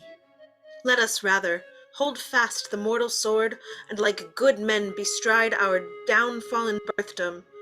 Each new morn, new widows howl, new orphans cry, new sorrows strike heaven on the face, that it resounds as if felt with Scotland and yelled out like syllable of dolor. What I believe, a wail. What no believe, and what I can redress, as I shall find the time to friend I will. What you have spoke, it may be so perchance. This tyrant, whose sole name blisters our tongues, was once thought honest. You have loved him well. He have not touched you yet. I am young, but something you may deserve of him through me, and wisdom to offer up a weak, poor, innocent lamb to appease an angry god. I am not treacherous. But Macbeth is. A good and virtuous nature may recoil in an imperial charge, but I shall crave your pardon. That which you are, my thoughts cannot transpose. Angels are bright still, though the brightest fell. Those all things foul would wear the brow of grace, yet grace must still look so. I have lost my hopes. Perchance even there were, I did find my doubts. Why in that rawness left you wife and child? Those precious motives, those strong knots of love, without leave-taking? I pray you, not let my jealousies be your dishonor, but mine own safeties. You may be rightly just, whatever I shall think. Bleed, bleed, poor country, great tyranny, lay thou thy basis sure, for goodness dare not check thee. Wear thou thy wrongs, the title is afeard. Fare thee well, lord. I would not be the villain that thou think'st, for the whole space that's in the tyrant's grasp, and the rich east to boot. Be not offended. I speak not as an absolute fear of you. I think our country sinks beneath the yoke. It weeps, it bleeds, and each new gash is added to her wounds. I think withal there would be hands uplifted in my right, and here from gracious England have I offer of goodly thousands. But for all this, when shall I tread upon the tyrant's head, or wear it on my sword? Yet my poor country shall have no more vices, shall have more vices than it had before, more suffer and more sundry ways than ever, by him that shall succeed. What should he? It is myself, I mean. in whom I know all the particulars of vice so grafted, that when they shall be opened, black Macbeth will seem as pure as snow, and the poor state esteem him as a lamb, being compared with my confineless harms. Not in the legions of horrid hell can come a devil more damned in evils than Macbeth. Oh, I grant him bloody, luxurious, avarice, false, deceitful, sudden, malicious, smacking of every sin that has a name. But there's no bottom, none, in my voluptuousness. Your wives, your daughters, your matrons, your maids could not fill up my cistern of lust, and my desire, all content impediments would overbear that did oppose my will. Better Macbeth than such as one to reign. Boundless intemperance in nature is a tyranny. It hath been the untimely emptying of the happy throne and fall of many kings. But fear not, yet to take upon you what is yours. You may convey your pleasures in a spacious plenty, and yet seem cold. The time you may so hoodwink. We have willing dames enough. There cannot be that vulture in you to devour so many as will to greatness dedicate themselves, finding it so inclined. With these there grows in my most ill-composed affection such a staunchless avarice that were I king I should cut off the nobles for their lands, and desire his jewels and his house, and my more having would be the sauce to make my hunger more. That I should forge quarrels unjust against the good and loyal, destroying them for their wealth. This avarice sticks deeper, grows with more pernicious root than summer seeming lust, and it hath been the sword of our slain kings. Yet do not fear, Scotland hath foisons to fill up your will. Of mere your own, all these are portable, with other graces weighed.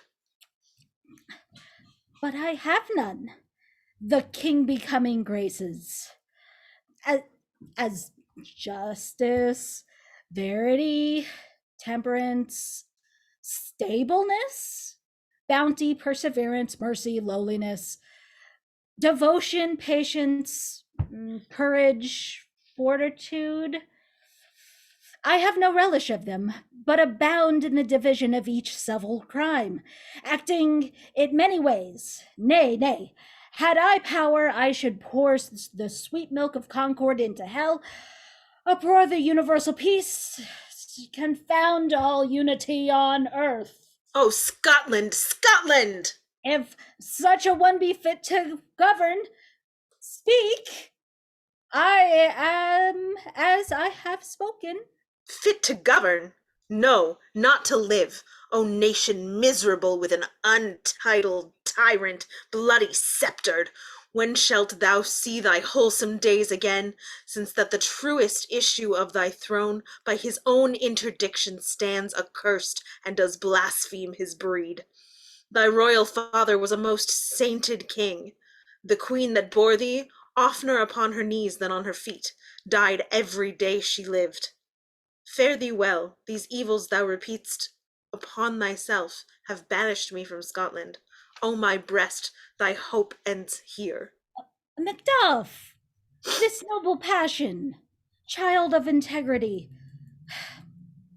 hath from my soul wiped the black scruples, reconciled my thoughts to thy good and true and honor.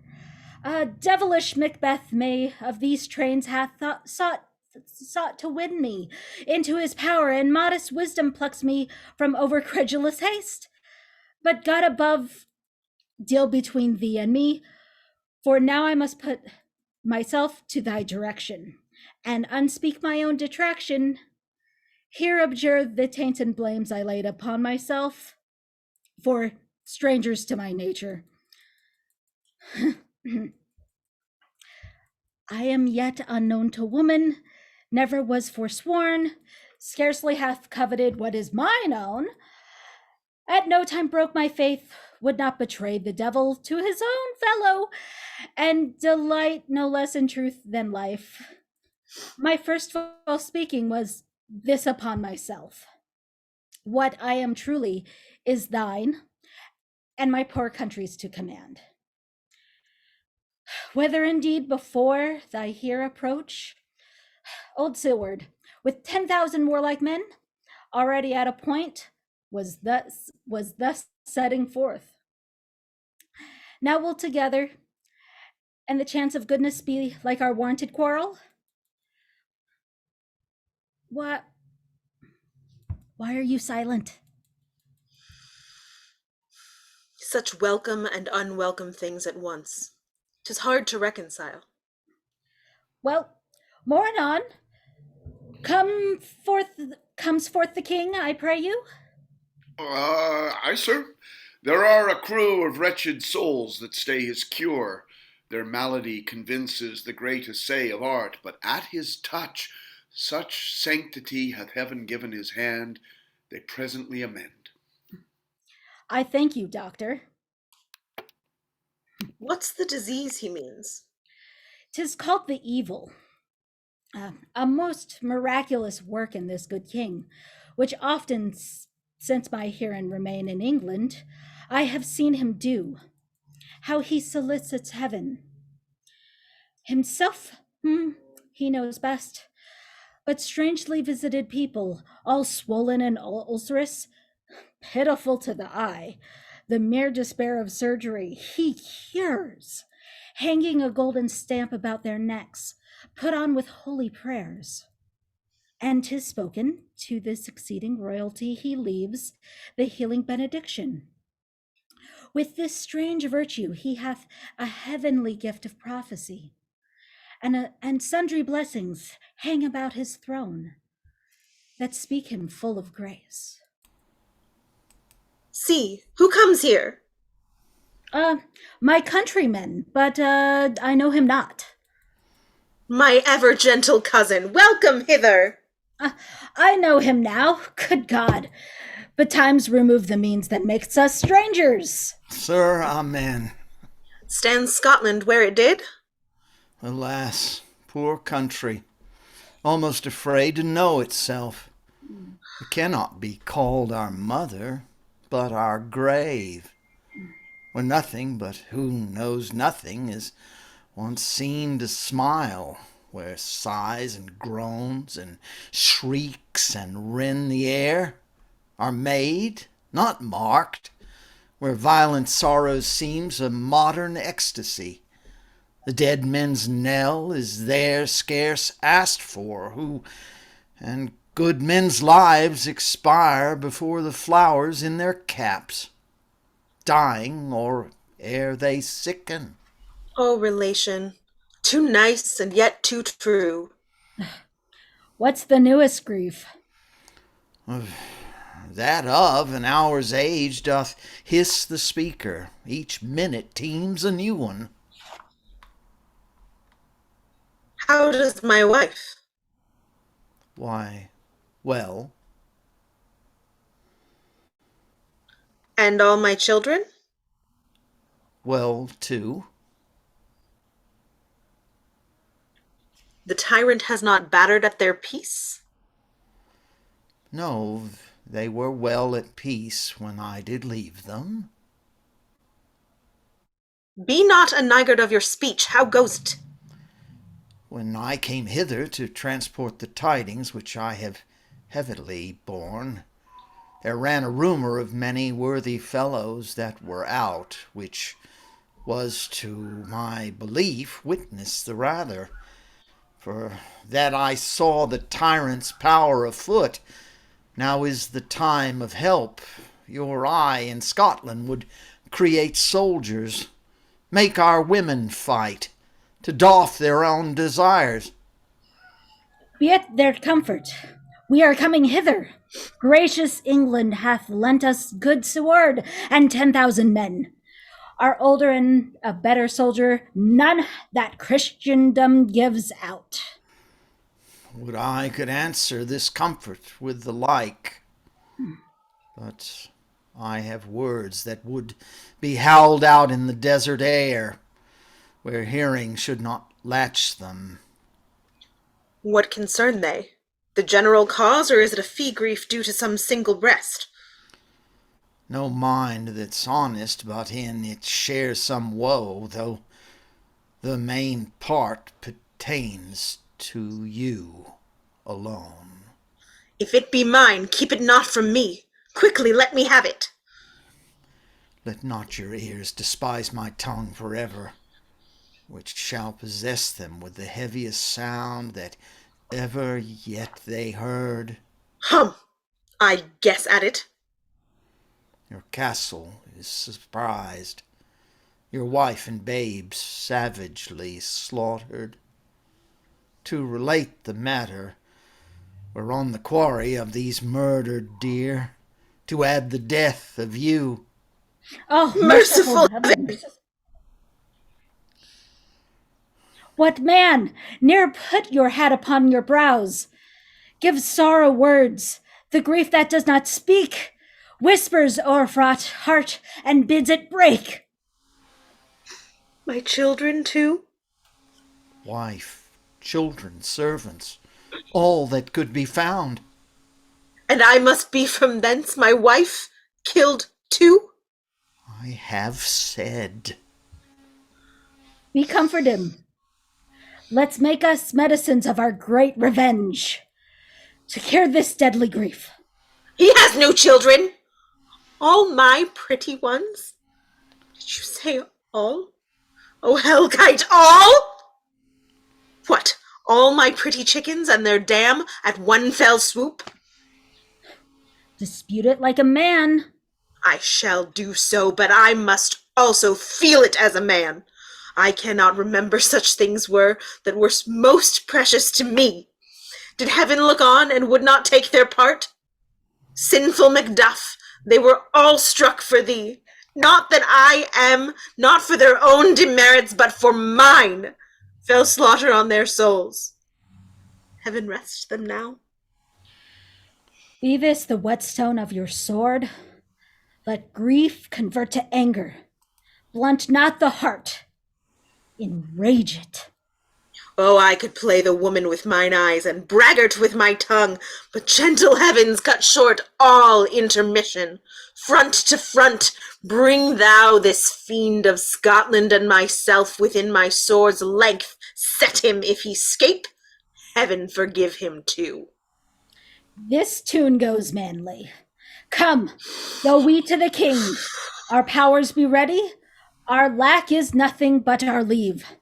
Macbeth is ripe for shaking, and the powers above put on their instruments. Receive what cheer you may. The night is long that never finds the day.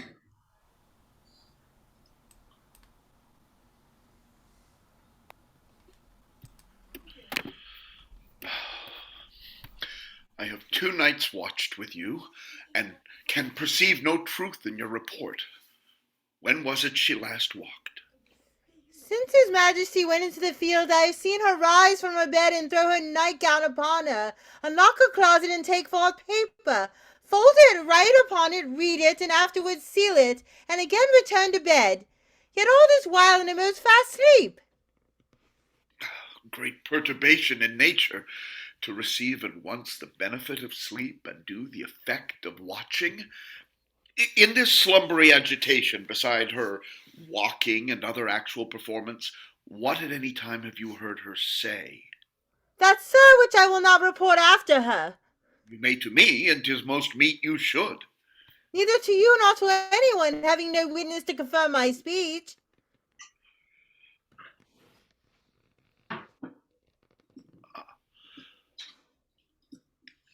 Oh, you. Lo, you, here she comes. This is her very guise. And upon my life fast asleep, observe her, stand close.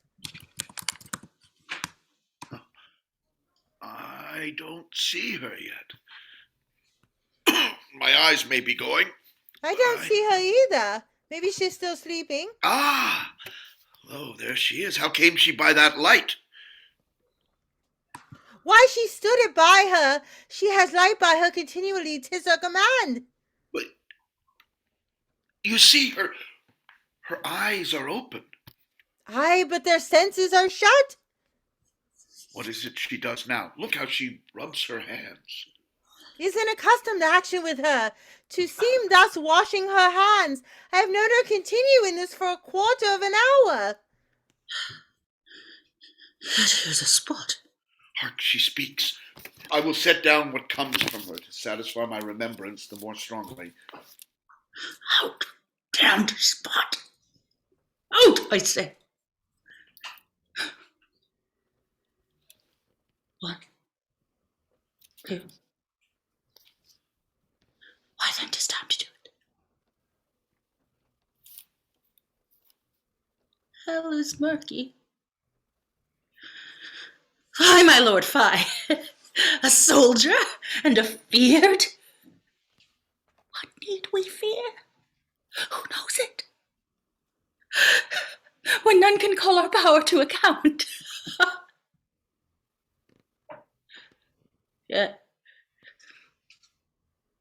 who would have thought the old man to have so much blood in him? Mark, do you hear that?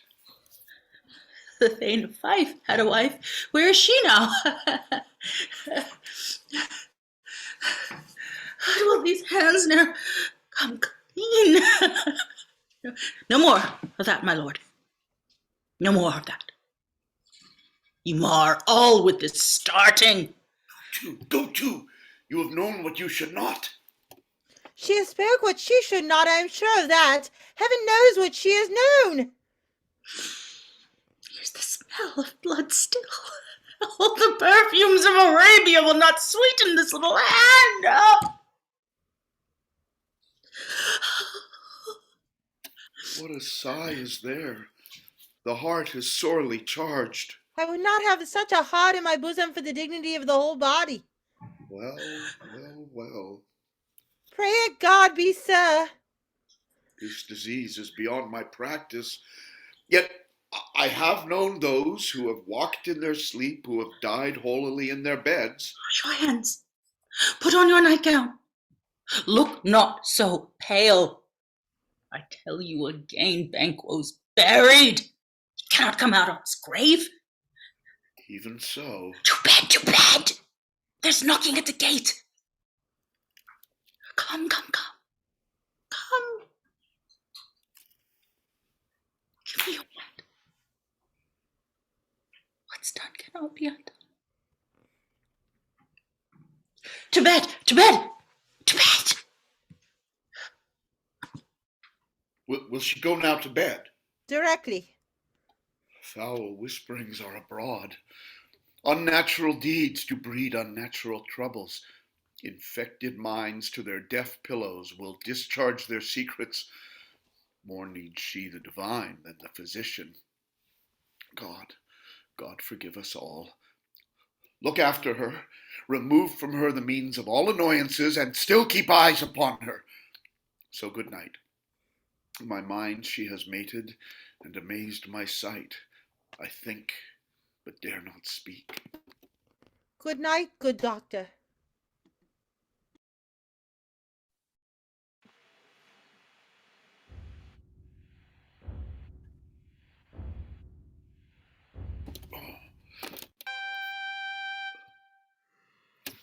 The English power is near, led on by Malcolm, his uncle Siward, and the good MacDuff.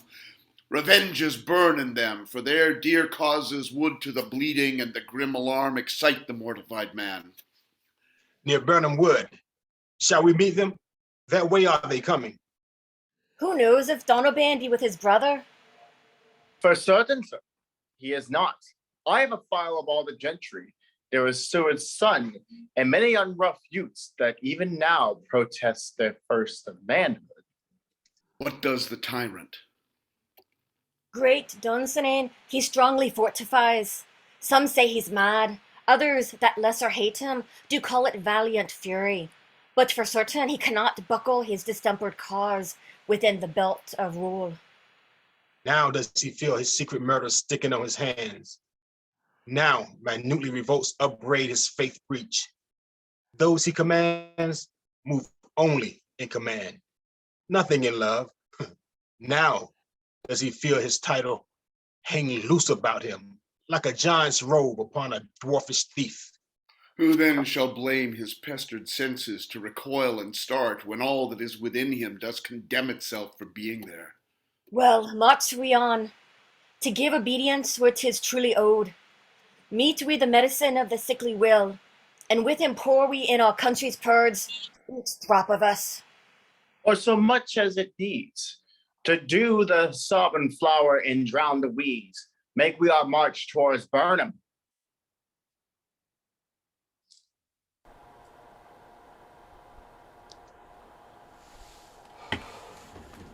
Bring me no more reports. Let them fly all. Till Burnham wood remove to Dunsinane, I cannot taint with fear. What's the boy, Malcolm? Was he not born of woman? Huh? The spirits that know all mortal consequences have pronounced me thus. Fear not, Macbeth. No man that's born of woman shall e'er have power upon thee. Then fly, false thanes, and mingle with the English epicures. The mind I sway by, and the heart I bear, shall never sag with doubt, nor shake with fear. The devil damn thee black, thou cream-faced loon. Where goest thou, that goose look? There's 10,000. Peace! Villain. Soldiers, sir. Go prick thy face and overread thy fear, thou lily-livered boy. What soldiers, Patch? Death of thy soul, those linen cheeks of thine are counselors to fear. What soldiers, Wade-face? The English force, so please you. Take thy face hence. Seyton! I am sick at heart when I behold. Seyton, I say! This push will cheer me ever or deceit me now. I've lived long enough. My way of life has fallen into the seer. The yellow leaf and that which should accompany old age as honor, love, obedience, troops of friends, I must not look to have, but in their stead curses, not loud, but deep, mouth honor, breath, which the poor heart would fain deny and dare not. Seyton! What is your grace's pleasure? What news more? All is confirmed, my lord, which was reported. I will fight till from my bones my flesh be hacked. Give me my armor! 'Tis not needed yet. I'll put it on! Send out more horses, skir the country round, hang those that talk of fear. Give me mine armor. How does your patient, doctor? Not so sick, my lord, as she is troubled with thick-coming fancies that keep her from her rest. Cure her of that. Canst thou not minister to a mind diseased, pluck from the memory a rooted sorrow, raise out the written troubles of the brain, and with some sweet oblivious antidote cleanse the stuffed bosom of that perilous stuff which weighs upon the heart? Therein the patient must minister to himself. Throw physic to the dogs. I'll none of it. Come! Put mine honor on! Give me my staff!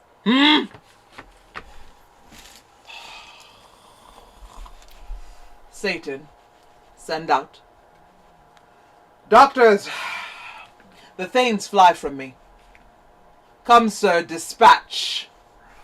If thou couldst, doctor, cast the water of my land, find her disease, and purge it to a sound and pristine health. I would applaud thee to the very echo that should applaud again. Pull it off, I say. What? Rhubarb? Ugh. Cyme, or what purgative drug would scour these English hence? Well, hearest thou of them? Aye, my good lord, your royal preparation makes us hear something. Bring it after me. I will not be afraid of death and bane, till Burnham Forest come to Dunsinane.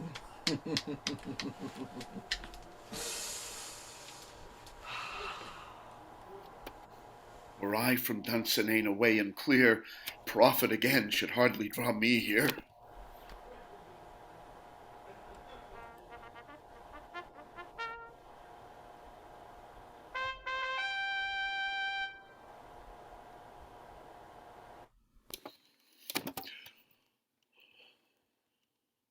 Cousins, I hope the days are near at hand that chambers will be safe. We doubted nothing. What wood is this before us? The wood of Burnham. Let every soldier hew him down a bow and bear it before him. Thereby we shall shadow the number of our host and make discovery ere in report of us. It shall be done. We learn no other but the confident tyrant keeps still in Dunsinane, and we'll endure our sitting down before it. 'Tis his main hope. For where is the advantage to be gone? Both more or less have given him the revolt, and none serve with him but constrained things, whose hearts are absent too. Let our just censures attend the true event, and put we on industrious soldiership. Time approaches that we will, with due decision, make us know what we shall say we have and what we owe. Thoughts speculative, their unsure hopes relate, but certain issue strokes must arbitrate, towards which advance the war.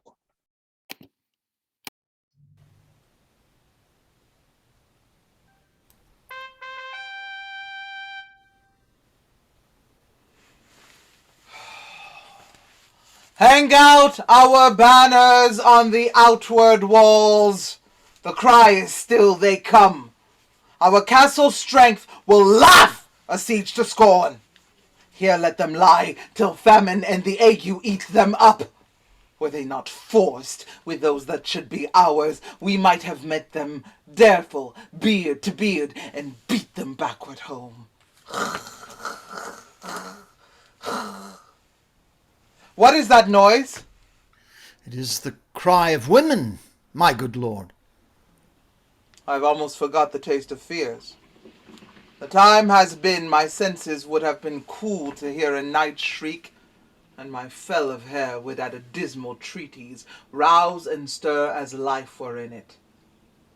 I have supped full with horrors. Direness, familiar to my slaughterous thoughts, cannot once start me. Wherefore was that cry? The queen, my lord, is dead. She should have died hereafter. There would have been a time for such a word. Tomorrow, and tomorrow, and tomorrow creeps in this petty pace from day to day, to the last syllable of recorded time, and all our yesterdays have lighted fools the way to dusty death. Out! Out, brief candle! Life's but a walking shadow, a pair, poor player that struts and frets his hour upon the stage, and then is heard no more. It is a tale told by an idiot, full of sound and fury, signifying nothing. Thou comest to use thy tongue, thy story quickly. Gracious my lord, I should report that which I say I saw, but know not how to do it. Well, say, sir! As I did stand my watch upon the hill, I looked towards Burnham, and anon methought the wood began to move. Liar! Slave! Endure your wrath if it be not so. Within this 3 mile may you see it coming, I say, a moving grove. If thou speakest false, upon the next tree shalt thou hang alive, till famine cling thee. If thy speech be sooth, I care not if thou dost for me as much.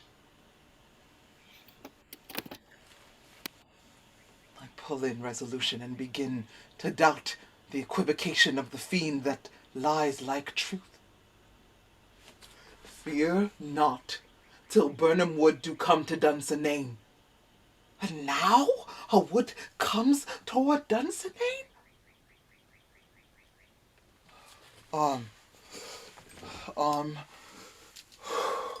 Out. If this which he avouches does appear, there is nor flying hence, nor tarrying here. I gin to be aweary of the sun, and wish the estate of the world were now undone. Ring the alarm bell! Blow wind, come rack! At least we'll die with the harness on our back.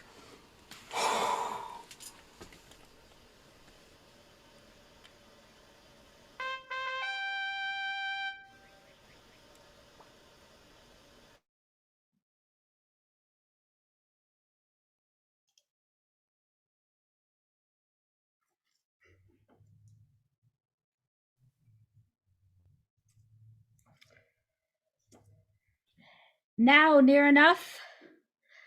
Your leafy greens throw down, and show like those you are. You, worthy uncle, shall with my cousin, your right noble son, lead our first battle. Worthy Macduff and we shall take upon what else remains to do, according to our order. Fare you well. Do we but find the tyrant's power tonight? Let us be beaten if we cannot fight.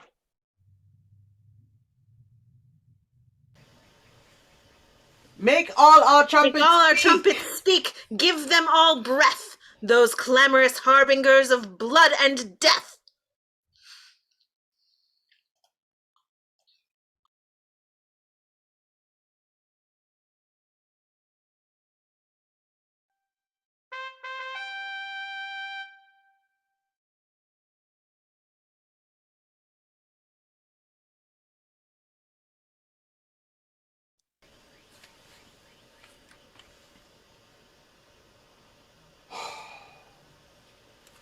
They have tied me to a stake. I cannot fly, but bear-like, I must fight the course. What's he that was not born of woman? Such a one am I to fear, or none. What is thy name? Thou would be afraid to hear it. No. Well, thou callest thyself a hotter name than any is in hell. My name's Macbeth. The devil himself could not pronounce a title more hateful to mine ear. No. Nor more fearful. Thou liest, abhorred tyrant. With my sword, I'll prove the lie thou speakest. Ah! Ah! Ah! Ah! Ah! Ah! Ah! Ah!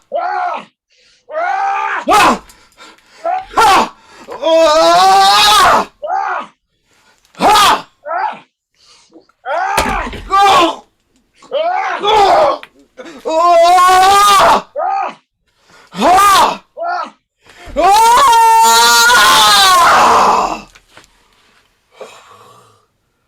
Thou wast born of woman, but swords I smile at, weapons laugh to scorn, brandished by man that's of a woman born.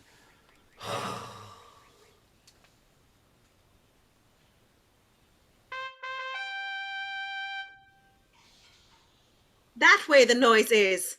Tyrant, show thy face. If Thou beast slain, and with no stroke of mine, my wife and children's ghosts will haunt me still.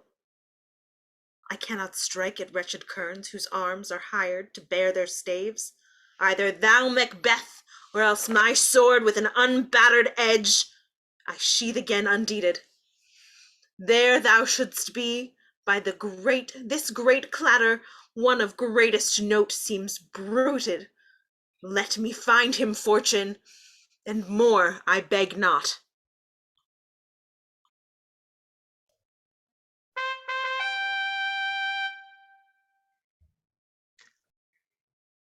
This way, my lord. The castle's gently rendered.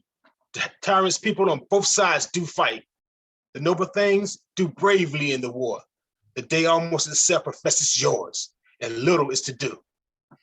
We have met with foes that strike beside us. Enter, sir, the castle.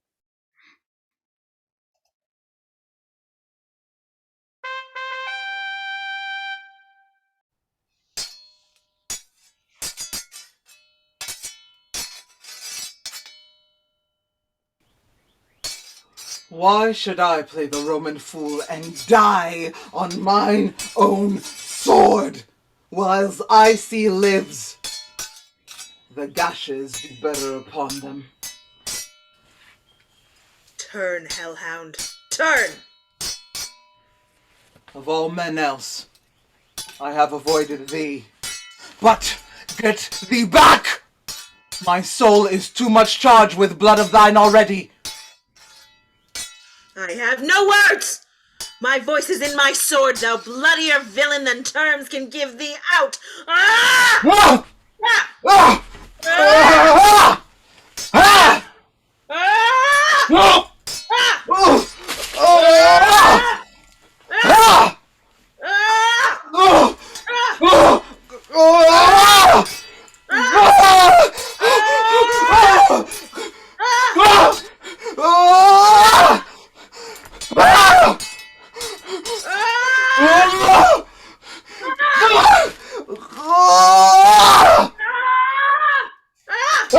Hold!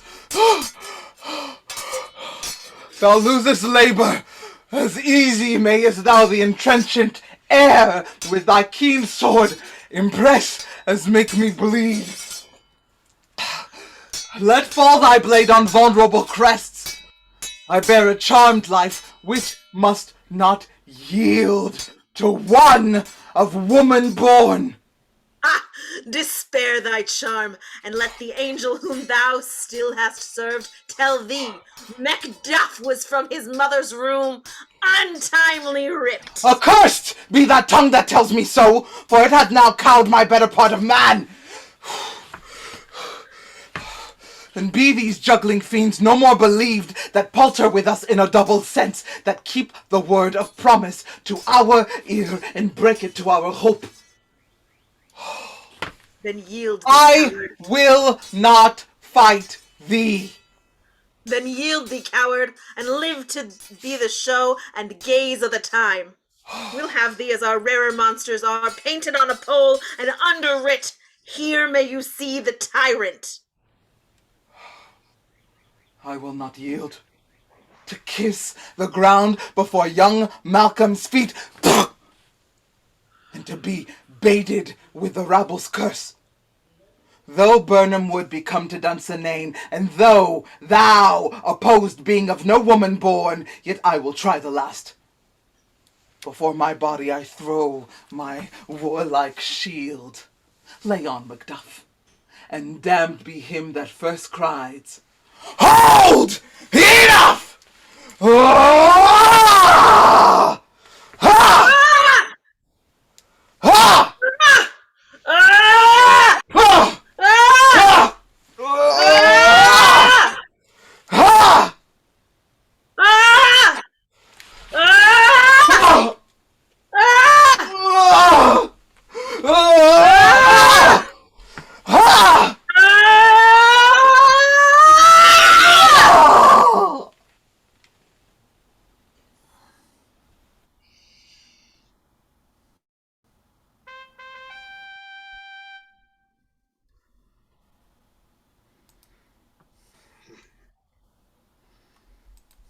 I would the friends we miss were safe arrived.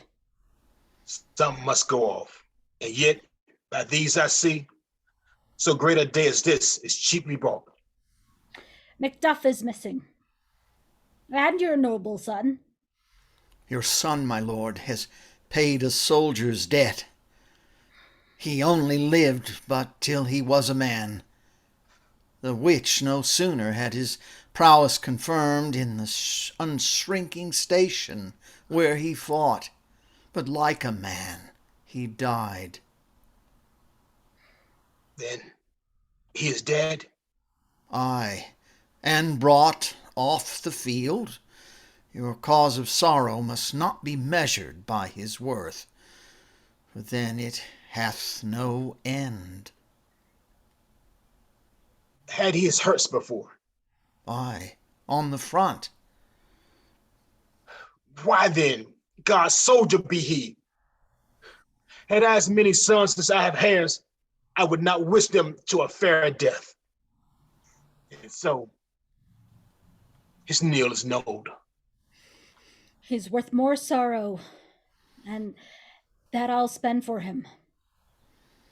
He's worth no more. I mean, they say he parted well and paid his score. And so, God be with him. He comes newer comfort. Hail, King! For so thou art, behold where stands the usurper's cursed head.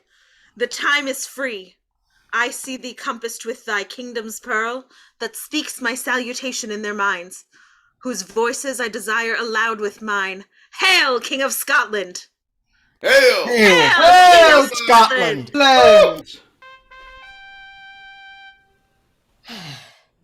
We shall not spend a large expense of time before we reckon with our several loves, and make us even with you. My thanes and kinsmen, henceforth be earls, the first that ever Scotland in such an honor named. What's more to do, which would be planted newly at the time, as calling home our exiled friends from abroad that fled the snares of watchful tyranny, producing forth the cruel ministers of this dead butcher and his fiend-like queen, who, as 'tis thought by self and violent hands, took off her own life, this, and what needful else that calls upon us, by the grace of grace, we perform in measure, time, and place. So thanks to all at once, and to each one whom we invite to see us crowned at Scone.